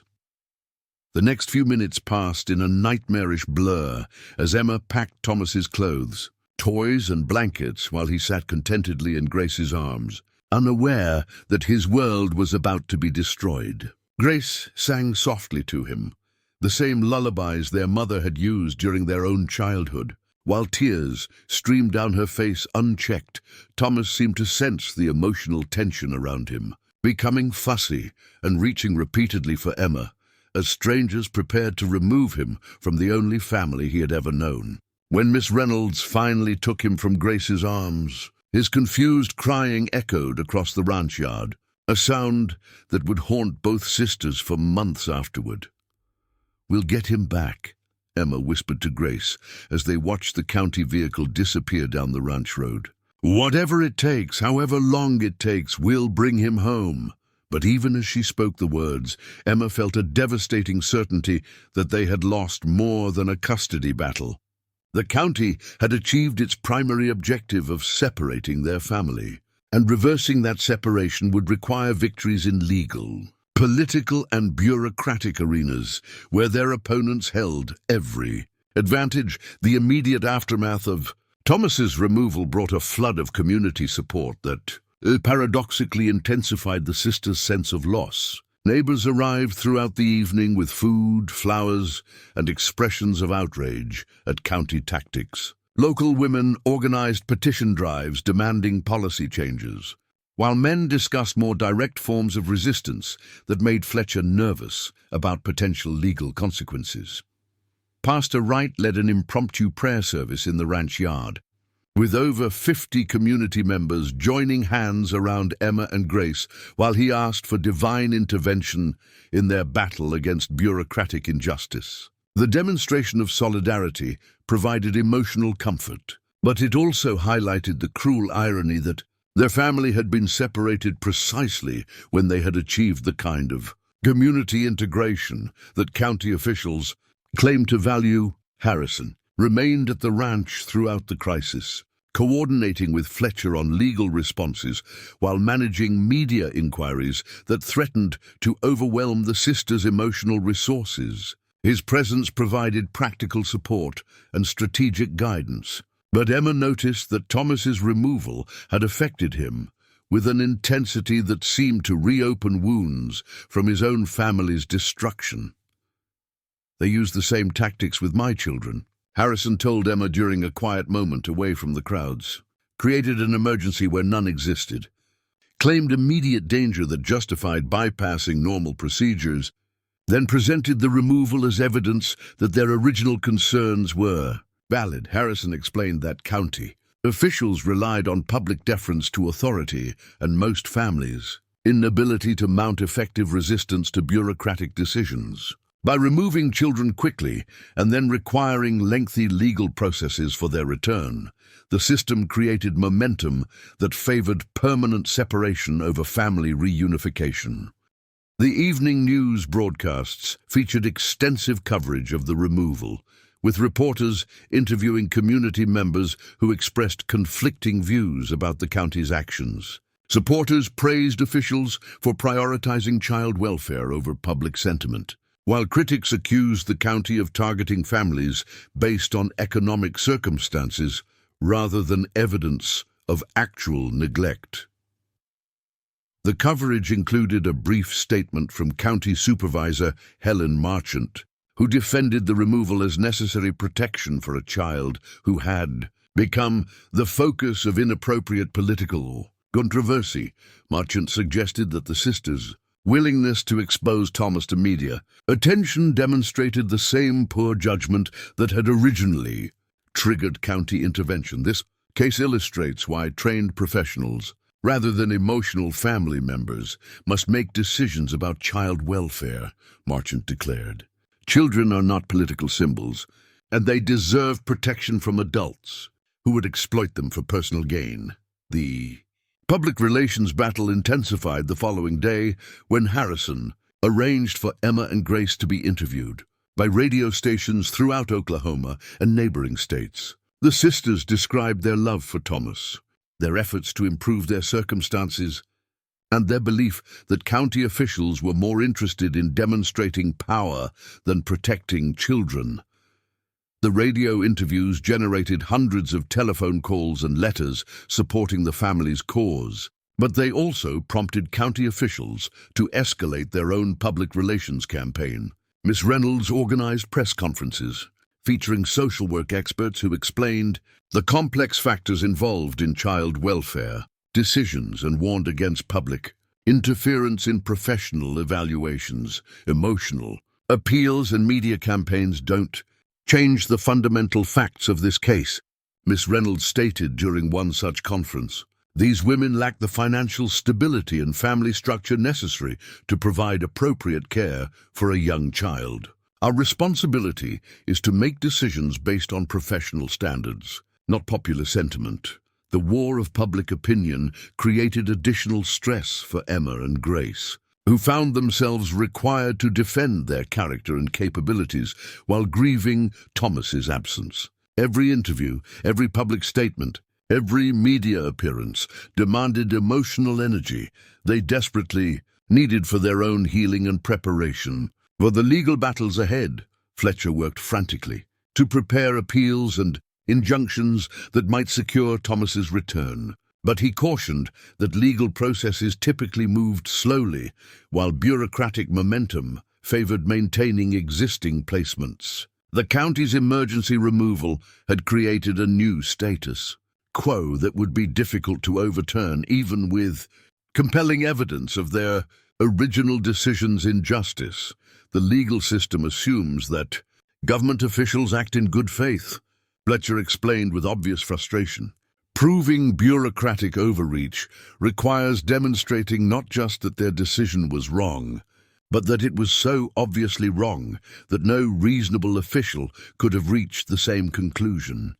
Meanwhile, the sisters visited Thomas at his foster placement, a sterile environment that provided material comforts while lacking the emotional warmth he had known with his family. The foster parents, Robert and Mary Stevens, were well-meaning people who had accepted county assurances that they were helping a child escape from inadequate care. The supervised visits occurred twice weekly in a county office, under the watchful eyes of social workers who documented every interaction for use in future proceedings. Thomas seemed confused by the formal setting and limited contact with the women he had known as his primary caregivers, often crying when visits ended and reaching toward Emma and Grace as strangers led him away. "He doesn't understand why we can't take him home," Grace whispered to Emma after one particularly heartbreaking visit. "How do you explain bureaucracy to a baby? How do you tell him that people who don't know him think they know what's best for him?" The foster placement reports, which Fletcher obtained through legal discovery, revealed that Thomas was showing signs of adjustment difficulties that county officials attributed to his previous unstable environment, rather than separation trauma from his removal. Miss Reynolds used these reports as evidence that the sisters had damaged Thomas through their inappropriate attachment patterns and failure to prepare him for independent development. Dr. Morrison, who had been providing medical opinions supporting the family's case, reviewed the foster placement reports and expressed professional concern about the county's interpretations. He noted that Thomas's behavioral changes were consistent with grief and confusion rather than relief from escaping harmful circumstances. The county is interpreting normal separation, anxiety as evidence that removal was necessary. Dr. Morrison explained to Fletcher and the sisters, "They're using Thomas's natural distress at being separated from you as proof that he's better off without you."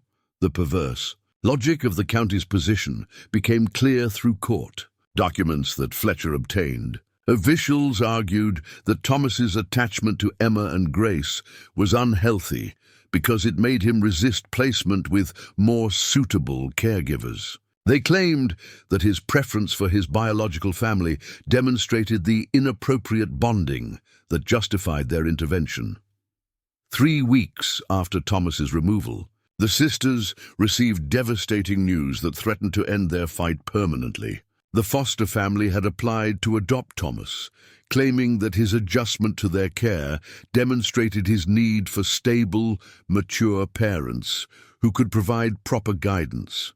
County officials supported the adoption application, arguing that prolonged legal battles were harming Thomas's development and preventing him from forming appropriate attachments. They're trying to make the separation permanent before we can win the legal challenges, Fletcher explained grimly.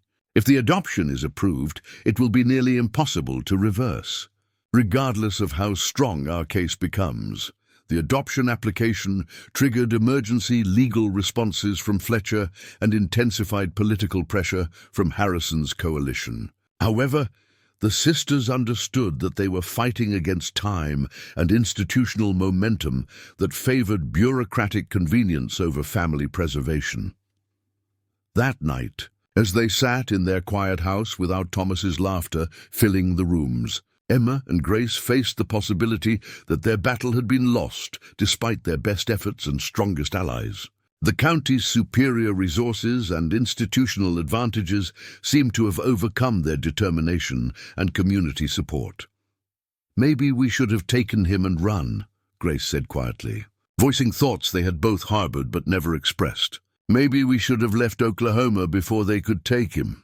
Emma shook her head, understanding that flight would have meant living as fugitives with no legal rights and constant fear of recapture.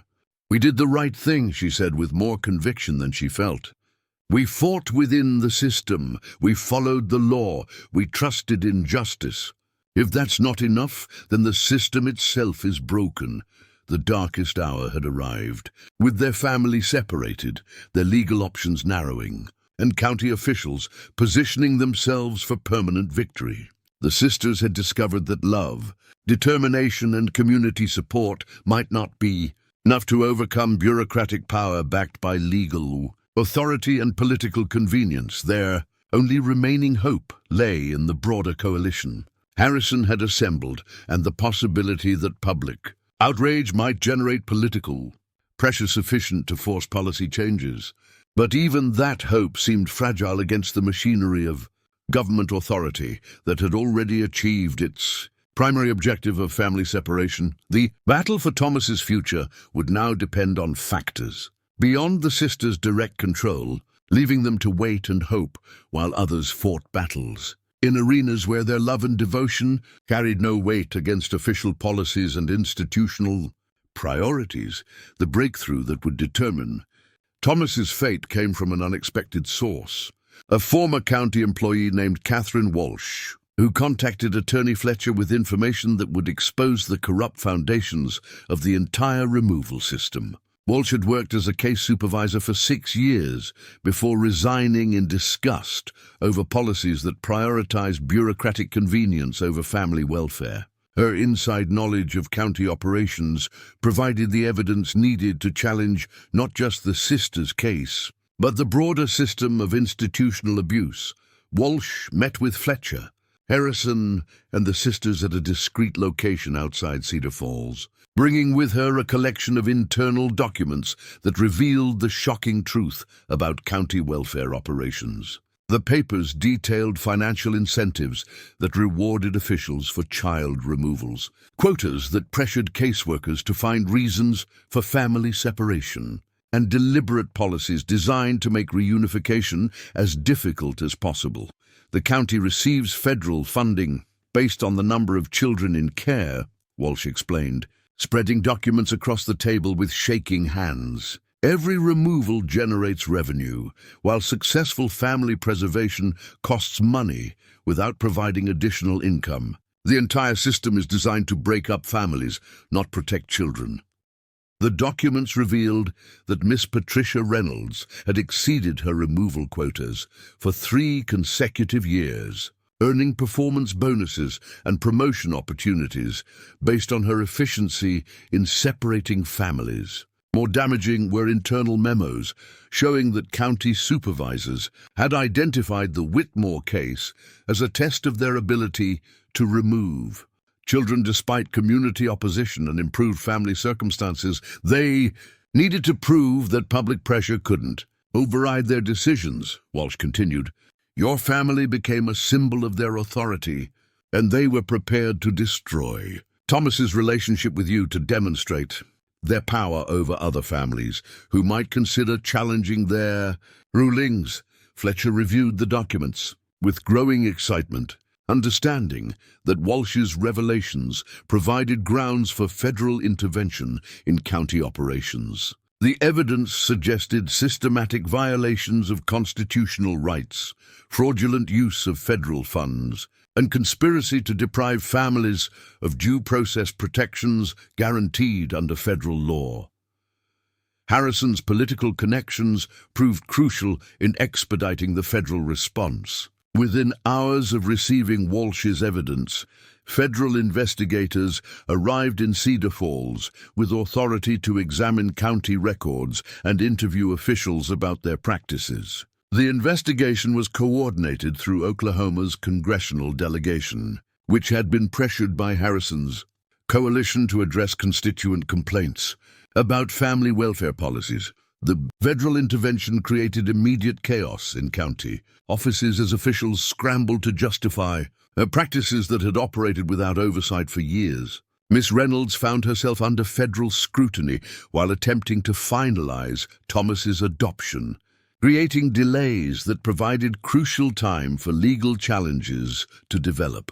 Meanwhile, the media coverage of Walsh's revelations generated a firestorm of public outrage that extended far beyond Oklahoma's borders. National newspapers picked up the story, presenting it as evidence of widespread corruption in child welfare systems throughout the country. Radio broadcasts featured interviews with other families who had experienced similar bureaucratic abuse, revealing patterns of systematic family destruction disguised as child protection. The public pressure forced Governor William Murray to announce a comprehensive review of welfare policies statewide, with immediate suspension of removal quotas and financial incentives that encouraged family separation. Murray had initially supported county policies as necessary child protection measures, but federal investigation and media exposure made continued support politically impossible. No child should be removed from loving families because bureaucrats need to meet quotas or generate revenue, Governor Murray declared during a press conference that was broadcast throughout Oklahoma. We will reform these policies to ensure that family preservation becomes our priority rather than institutional convenience. The political developments provided crucial leverage for Fletcher's legal challenges, but the sisters' reunion with Thomas still depended on overcoming the adoption proceedings that county officials were desperately trying to complete. The foster family had become attached to Thomas and genuinely believed they were providing better care than his biological family could offer. Robert and Mary Stevens had been told that Thomas came from an unstable home where he had suffered neglect and emotional damage. County officials had painted Emma and Grace as irresponsible young women who were exploiting their child for public sympathy while lacking the maturity necessary for proper parenting. The Stevens family's willingness to adopt represented genuine compassion that had been misdirected by bureaucratic lies.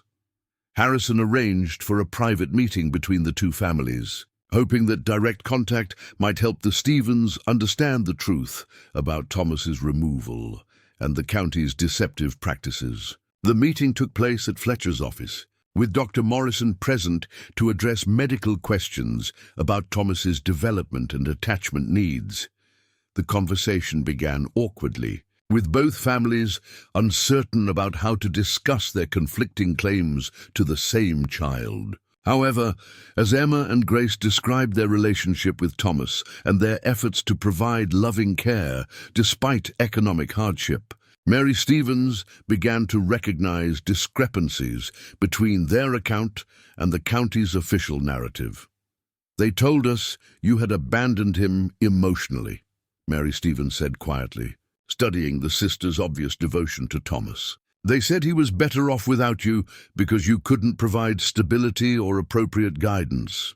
Emma explained their living arrangements, employment situation, and the community support they had received, painting a picture dramatically different from the county's characterization of neglect and instability. Grace described Thomas's routine, his favorite songs, his developmental milestones, and the countless small details that revealed intimate knowledge of his personality and needs.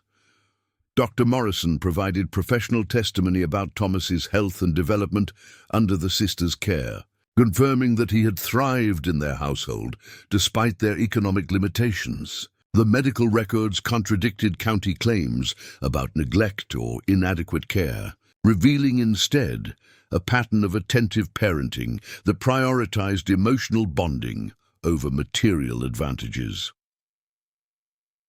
By the end of the meeting, Robert Stevens had reached a conclusion that surprised everyone present.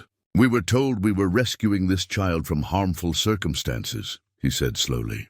"But it appears we've been participating in creating harmful circumstances by separating him from people who genuinely love him." The Stevens family's decision to withdraw their adoption application removed the final obstacle to Thomas's return. Without their cooperation, county officials could not finalize the permanent placement that would have made reunion legally impossible. Their withdrawal also provided powerful testimony about the deceptive practices county officials had used to manipulate well-meaning families into supporting questionable removals. The legal victory came 3 days later when federal Judge Harrison Matthews issued an emergency order requiring Thomas's immediate return to his family while federal investigations continued. Judge Matthews cited evidence of systematic constitutional violations and fraudulent practices that had corrupted the entire removal process.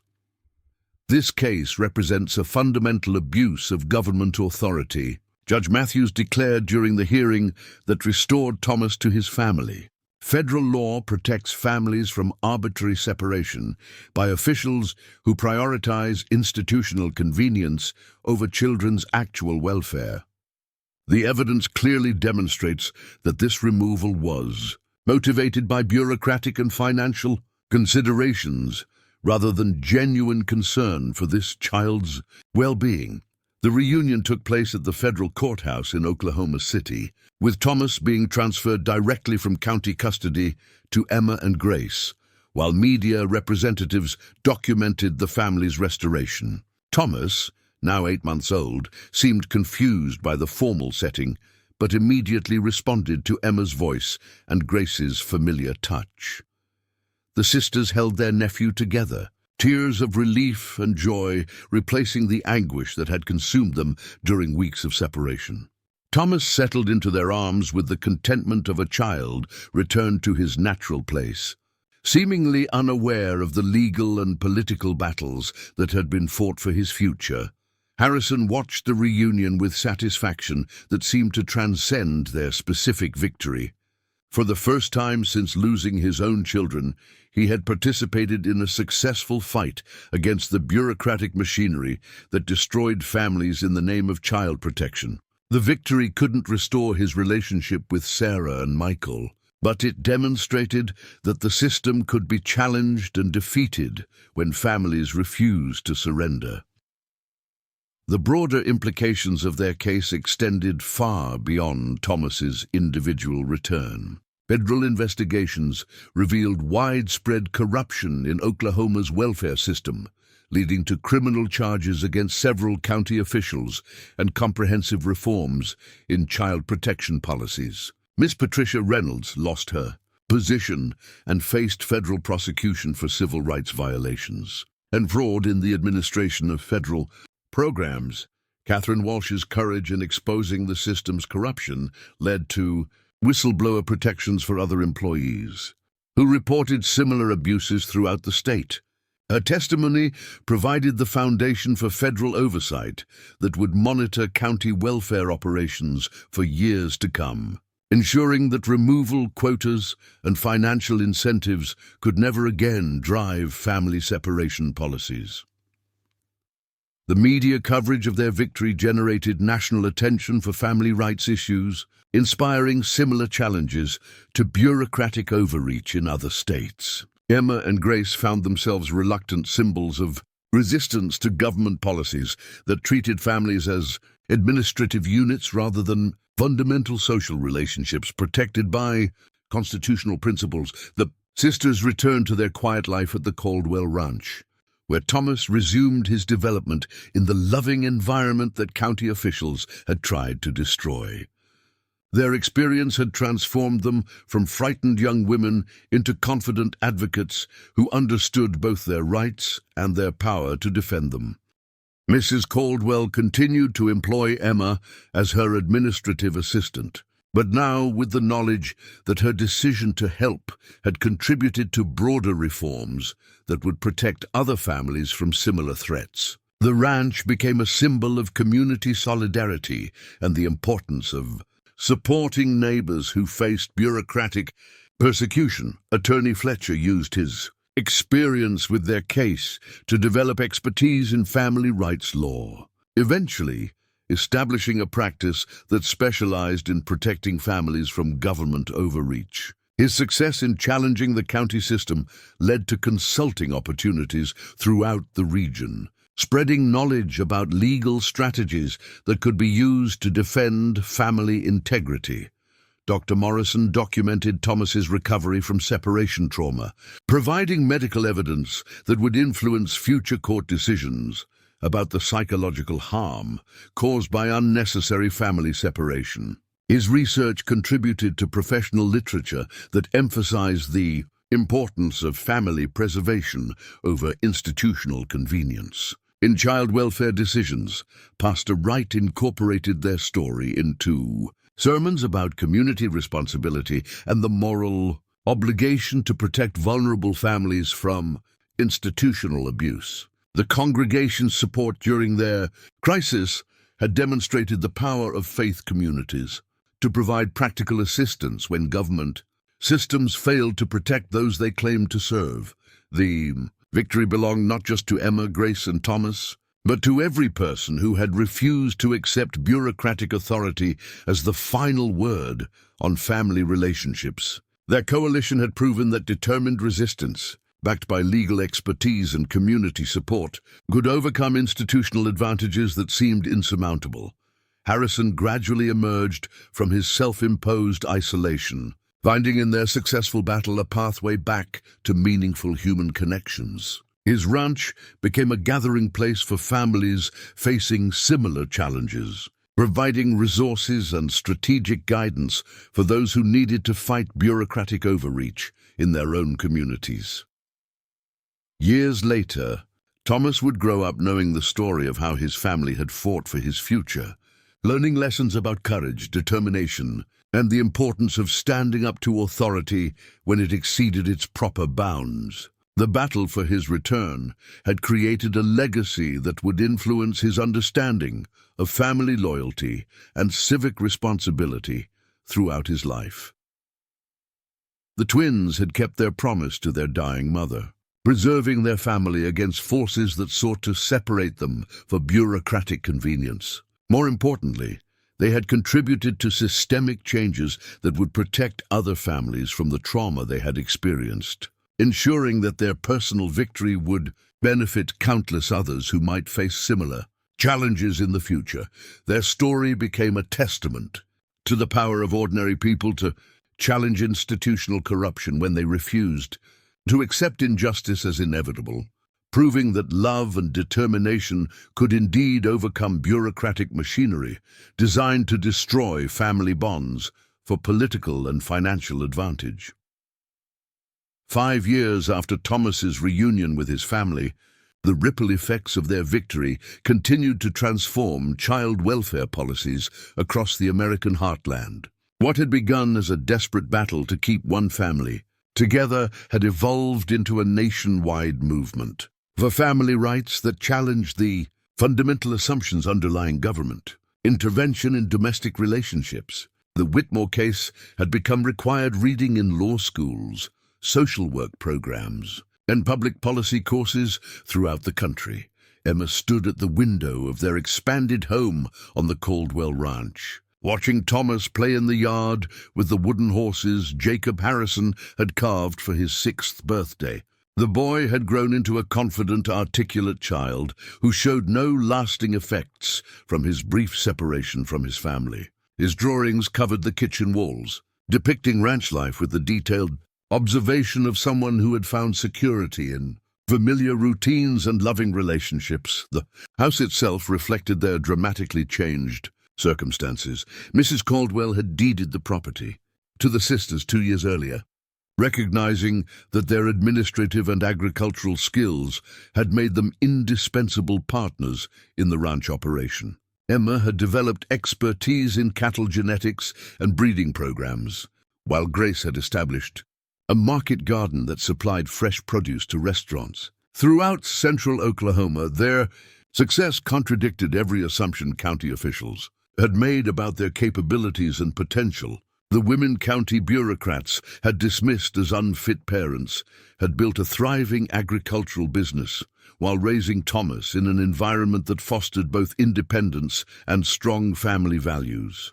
Their transformation from desperate young women into respected community leaders demonstrated the dangers of judging families based on temporary economic circumstances rather than character and commitment. The legal precedent established by their case had influenced dozens of subsequent decisions in federal courts throughout the region. Attorney Samuel Fletcher had argued similar cases in Kansas, Arkansas, and Texas, using the constitutional principles established in Whitmore v. Cedar Falls County to protect other families from bureaucratic overreach. His success rate in family rights cases had made him one of the most sought-after attorneys in the Southwest. Fletcher's law practice had expanded to include 3 associate attorneys and a research staff that specialized in challenging government policies that violated family integrity.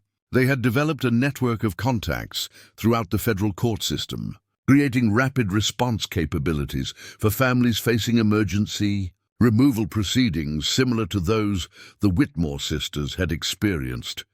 The Whitmore case changed how judges view family separation cases. Fletcher explained during a lecture at the University of Oklahoma Law School. Courts now require government agencies to prove actual harm rather than simply asserting bureaucratic concerns about living standards or economic stability. The burden of proof has shifted from families proving their worthiness to agencies proving their necessity. The legislative impact of their case extended beyond court decisions to comprehensive reforms in state welfare policies. Oklahoma had eliminated removal quotas and financial incentives that encouraged family separation, replacing them with funding formulas that rewarded successful family preservation and reunification efforts. Caseworker evaluations now emphasized keeping families together rather than identifying reasons for removal. Governor William Murray had appointed a family rights commission that included Emma and Grace as founding members, recognizing their unique perspective as people who had successfully challenged the system from the inside. The commission's recommendations had led to legislation requiring independent oversight of removal decisions and mandatory training for welfare workers on constitutional limits of government authority. The national media attention their case had generated continued to influence public discourse about family rights and government authority. Magazine articles, radio programs, and early television broadcasts regularly featured their story as an example of ordinary citizens successfully challenging institutional power when bureaucrats exceeded their proper authority. Catherine Walsh, the former county employee whose whistleblowing had provided crucial evidence for their victory, had established a consulting firm that helped other jurisdictions reform their child welfare systems to prevent the abuses she had exposed in Oklahoma. Her work had influenced policy changes in 15 states, creating safeguards that protected families from the kind of systematic persecution the Whitmore sisters had experienced. The Oklahoma model has become the gold standard for family-centered welfare policies, Walsh wrote in a professional journal article about their reforms. Other states are adopting similar oversight mechanisms and constitutional protections because they recognize that family preservation serves children's interests better than bureaucratic convenience. Dr. Morrison's medical research on Thomas's recovery from separation trauma had contributed to professional literature that influenced how courts evaluated the psychological harm caused by unnecessary family separation. His documentation of Thomas's adjustment, difficulties during foster placement and rapid recovery after reunion provided empirical evidence, supporting family preservation over institutional care. Medical schools throughout the region now taught courses on family trauma that included case studies based on Thomas's experience. Dr. Morrison's research had demonstrated that children separated from loving families often suffered more psychological damage from the removal process than they would have experienced from the economic hardships that prompted intervention. Jacob Harrison's transformation from isolated rancher to community leader had surprised everyone who knew his history of self-imposed solitude. His ranch had become an unofficial headquarters for families fighting bureaucratic persecution, providing meeting space, financial support, and strategic guidance for people facing circumstances similar to those he had experienced with his own children. Harrison had never been reunited with Sarah and Michael, who remained with their adoptive family in another state. However, his successful fight for Thomas had provided a form of redemption that helped him process his own losses while preventing other families from experiencing similar tragedies. His quiet philanthropy had funded legal challenges throughout the Southwest, creating a network of family rights advocates who could respond quickly to emergency situations. The ranch had also become a destination for social work students and policy researchers who wanted to understand how community support networks could provide alternatives to government intervention in family crises. Harrison's practical demonstration that private resources could address many of the problems bureaucrats claimed required family separation had influenced academic thinking about welfare policy throughout the country. Thomas himself had grown up understanding his unique place in American family rights history. At 6 years old, he knew the basic outline of how his family had fought to keep him, though Emma and Grace had carefully protected him from the more traumatic details of his brief removal. His confidence and security reflected the love and stability that county officials had tried to destroy. The boy's drawings and school essays revealed a child who understood family loyalty and the importance of fighting for what mattered most. His teachers noted his unusual maturity and strong sense of justice, qualities that seemed to reflect his early exposure to adult struggles for fundamental rights. Thomas had become a symbol of successful family preservation, though his aunts were careful to let him develop his own identity apart from his symbolic significance. Pastor Jonathan Wright had incorporated their story into a broader ministry focused on supporting families facing government persecution. His congregation had established a legal defense fund that provided assistance to other families throughout Oklahoma who needed help challenging bureaucratic overreach. The fund had supported over 200 cases in 5 years, with a success rate that vindicated their approach. The church's family support ministry had become a model for similar programs throughout the Methodist denomination, demonstrating how religious communities could provide practical assistance to families facing secular, bureaucratic challenges. Pastor Wright's sermons about their case had been published in religious journals and influenced theological thinking about community responsibility for protecting family integrity.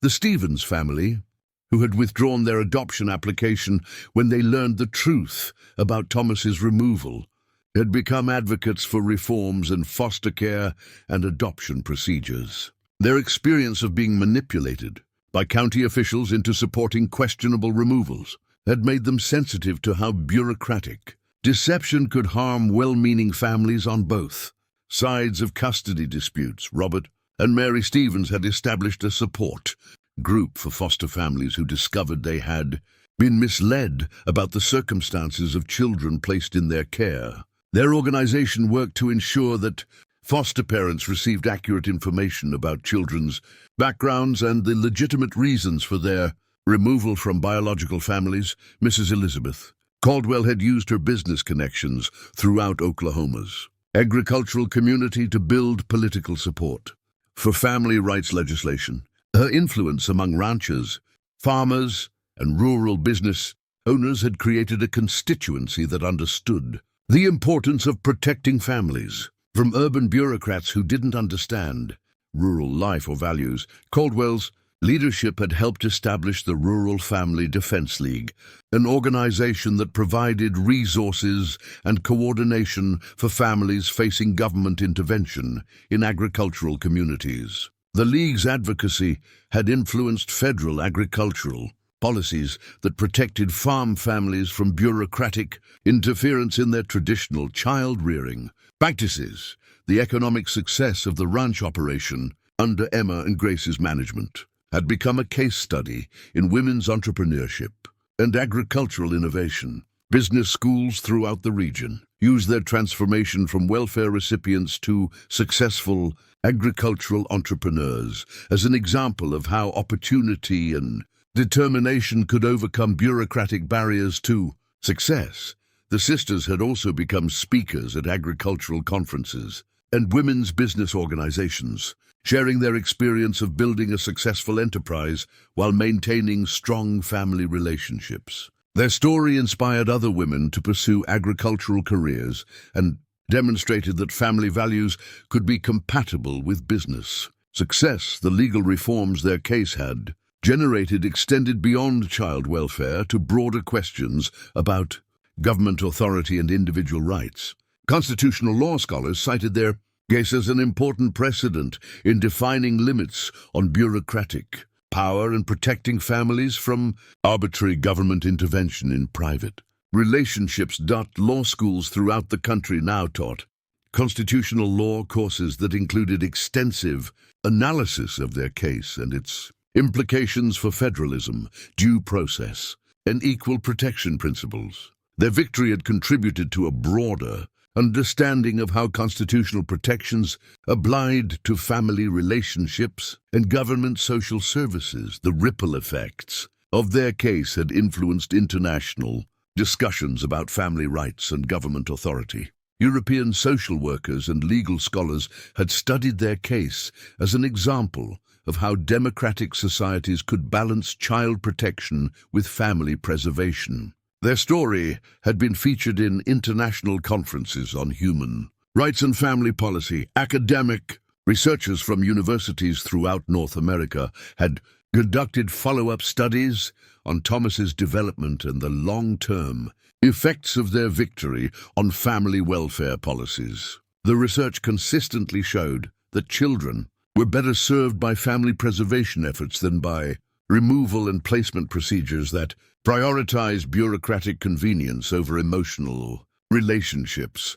10 years after their initial crisis, Emma and Grace had established a foundation that provided legal assistance and family support services for people facing circumstances similar to those they had experienced. The Whitmore Family Foundation had helped over 1,000 families navigate bureaucratic challenges while preserving their integrity and relationships.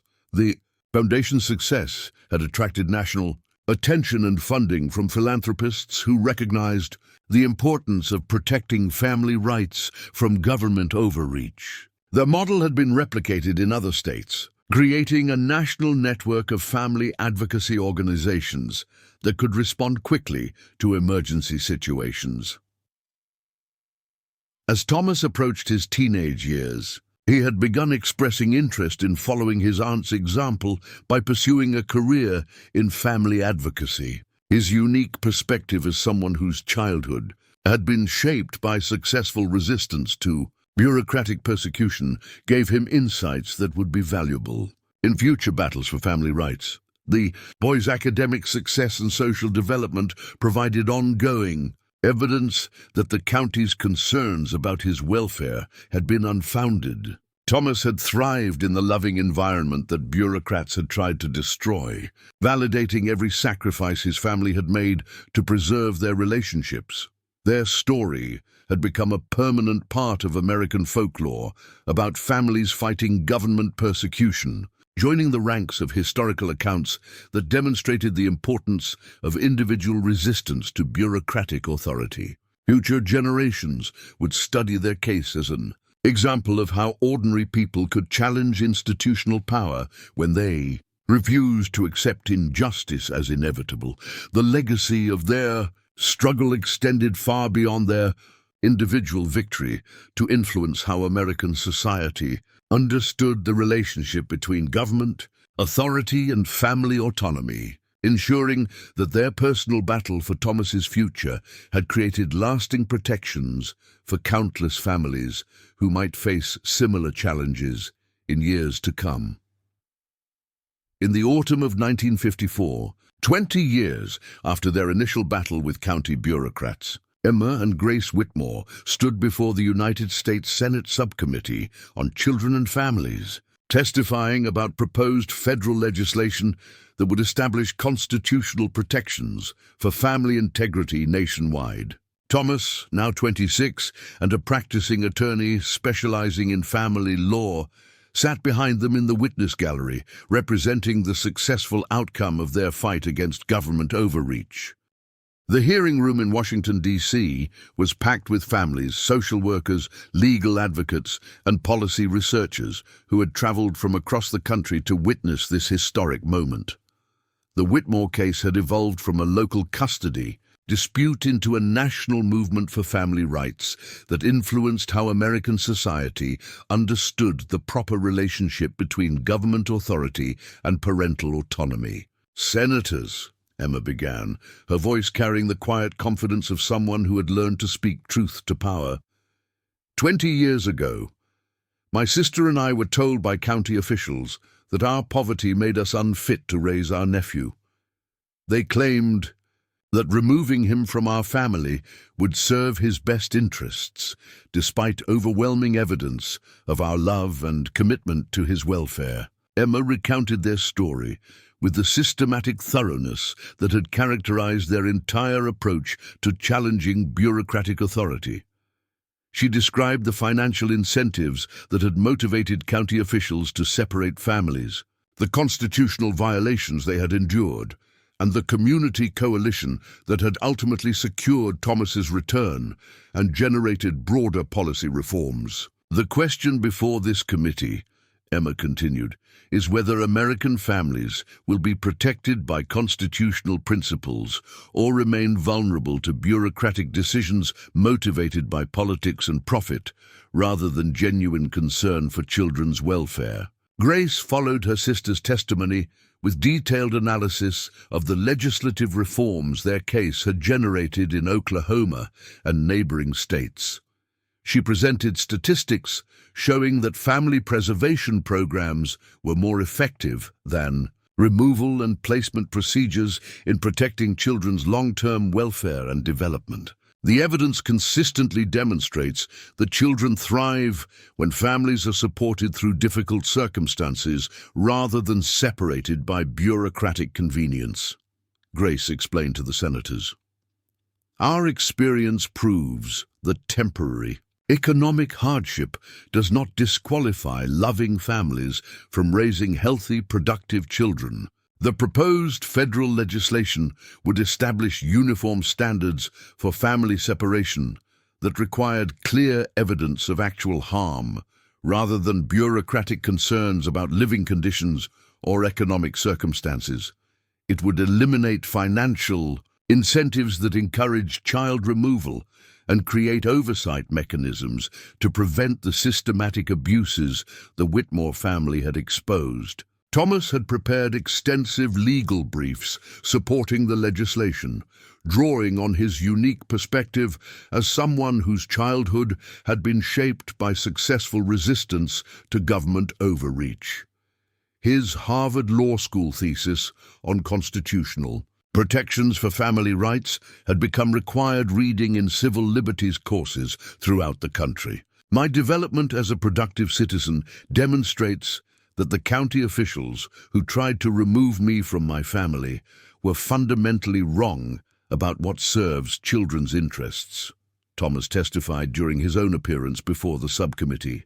I succeeded not despite being raised by two unmarried women with limited financial resources, but because of their unwavering commitment to my welfare and development. The Senate hearings represented the culmination of decades of advocacy that had transformed how American law understood the relationship between individual families and government social services. The constitutional principles established in their original case had influenced Supreme Court decisions that strengthened protections for family autonomy while limiting bureaucratic authority to intervene in domestic relationships. But the legislative battle in Washington also revealed how their personal story connected to broader challenges facing American families in the post-war era. Economic uncertainty, social changes, and expanding government programs created new opportunities for bureaucratic overreach that threatened family integrity in ways the Whitmore sisters had pioneered resistance against. Attorney Samuel Fletcher, now a prominent civil liberties advocate with silver hair and the bearing of someone who had fought institutional power for decades, testified about the ongoing need for vigilance against government policies that treated families as administrative units rather than fundamental social relationships protected by constitutional principles. His law practice had handled over 500 family rights cases, establishing legal precedents that protected families throughout the Southwest and beyond. The Whitmore case taught us that bureaucratic power tends to expand unless constrained by constitutional principles and community resistance, Fletcher explained to the senators. The legislation you're considering would establish nationwide protections against the kind of systematic abuse we exposed in Oklahoma 2 decades ago. Dr. Morrison, despite his advanced age and the use of a walking cane, had traveled to Washington to provide medical testimony about the psychological harm caused by unnecessary family separation. His research on children removed from loving families had influenced pediatric medicine throughout the country, establishing new standards for evaluating the mental health consequences of government intervention in family relationships. Medical evidence consistently shows that children suffer more trauma from removal procedures than they would experience from the economic hardships that often prompt intervention, Dr. Morrison testified, his voice still carrying the authority of decades spent treating families in crisis. The Whitmore case provided clear documentation of this principle, showing that family preservation serves children's health interests better than bureaucratic solutions designed for administrative convenience. Jacob Harrison, now in his 60s, but still possessing the commanding presence that had made him a formidable advocate, had used his agricultural and business connections to organize support for the federal legislation among rural communities throughout the American heartland. His testimony emphasized how the proposed law would protect farm families from urban bureaucrats who didn't understand agricultural life or traditional child-rearing practices that had sustained rural communities for generations. Rural families face unique challenges from government officials who apply urban standards to agricultural communities without understanding the context or culture of farm life, Harrison explained to the subcommittee. The Whitmore case demonstrated how community support and constitutional principles could protect families from bureaucratic prejudice against non-traditional living arrangements that actually serve children's interests better than institutional alternatives. The hearing process revealed how their story had influenced multiple generations of Americans who understood the importance of protecting family relationships from government overreach. Letters of support for the legislation came from families throughout the country who had faced similar challenges or feared potential bureaucratic intervention in their own circumstances. The volume of correspondence had surprised even veteran senators who were accustomed to constituent pressure on controversial issues. Educational institutions had incorporated their story into curricula that taught students about constitutional rights, civic responsibility, and the importance of community solidarity in protecting individual families from institutional abuse. Law schools throughout the nation now required courses in family rights law that used the Whitmore case as a foundational example of successful resistance to bureaucratic authority that had exceeded its constitutional bounds. Social work programs had redesigned their training to emphasize family preservation over removal and placement procedures, using the sisters' experience to demonstrate how bureaucratic incentives could corrupt professional judgment. The case had become a cautionary tale about the dangers of treating families as problems to be solved rather than relationships to be supported through difficult circumstances.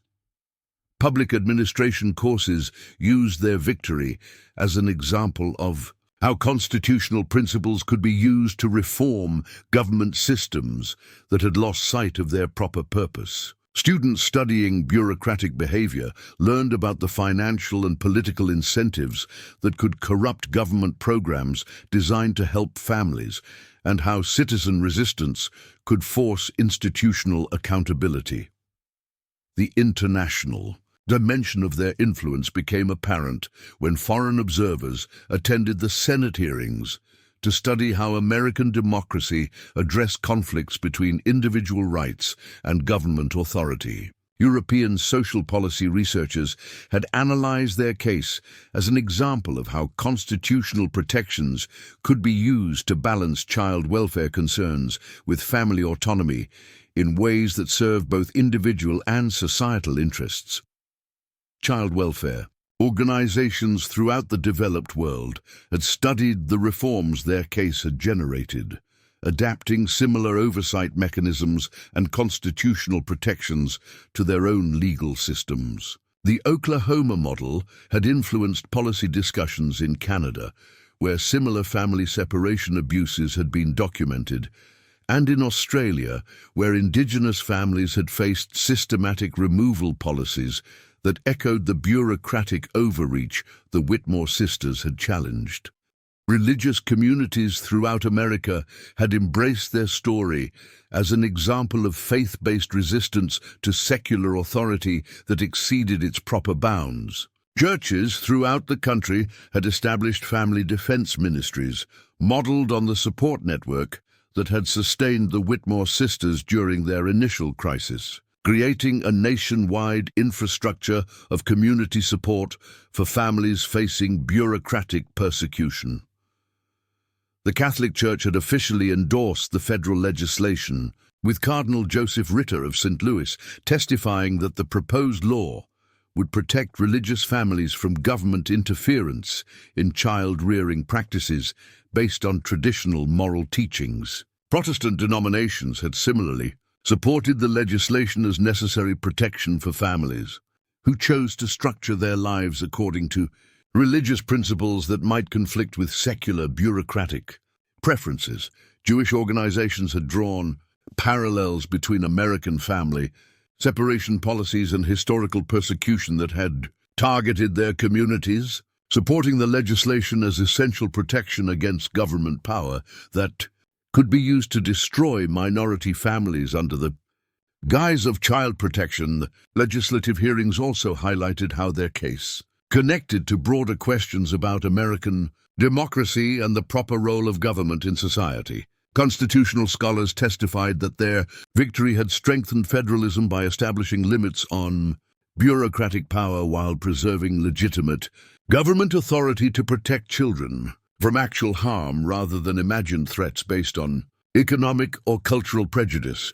Professor William Brennan of Harvard Law School, who would later serve on the Supreme Court, testified that the Whitmore case had established crucial precedents about the relationship between individual rights and government authority that influenced constitutional interpretation far beyond family law. The case had demonstrated how citizen resistance could force government institutions to operate within constitutional constraints rather than expanding power based on bureaucratic convenience.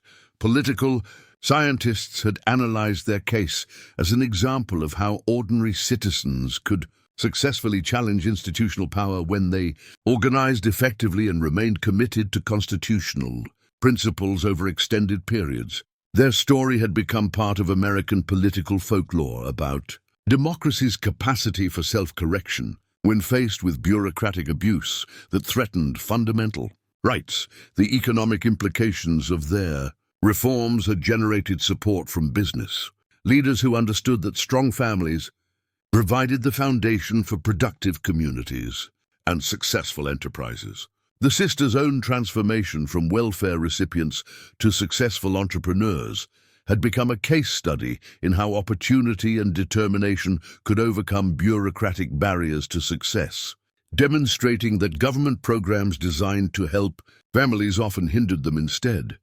Agricultural organizations throughout the country had supported the federal legislation because they recognized that rural families needed protection from urban bureaucrats who didn't understand farming, communities, or traditional family structures that had sustained agricultural production for generations. The Whitmore case had become a symbol of rural resistance to government policies that threatened traditional ways of life without understanding their cultural and economic importance. Women's organizations had celebrated their story as an example of female leadership and determination in challenging male-dominated bureaucratic systems that often dismissed women's capacity for independent decision-making.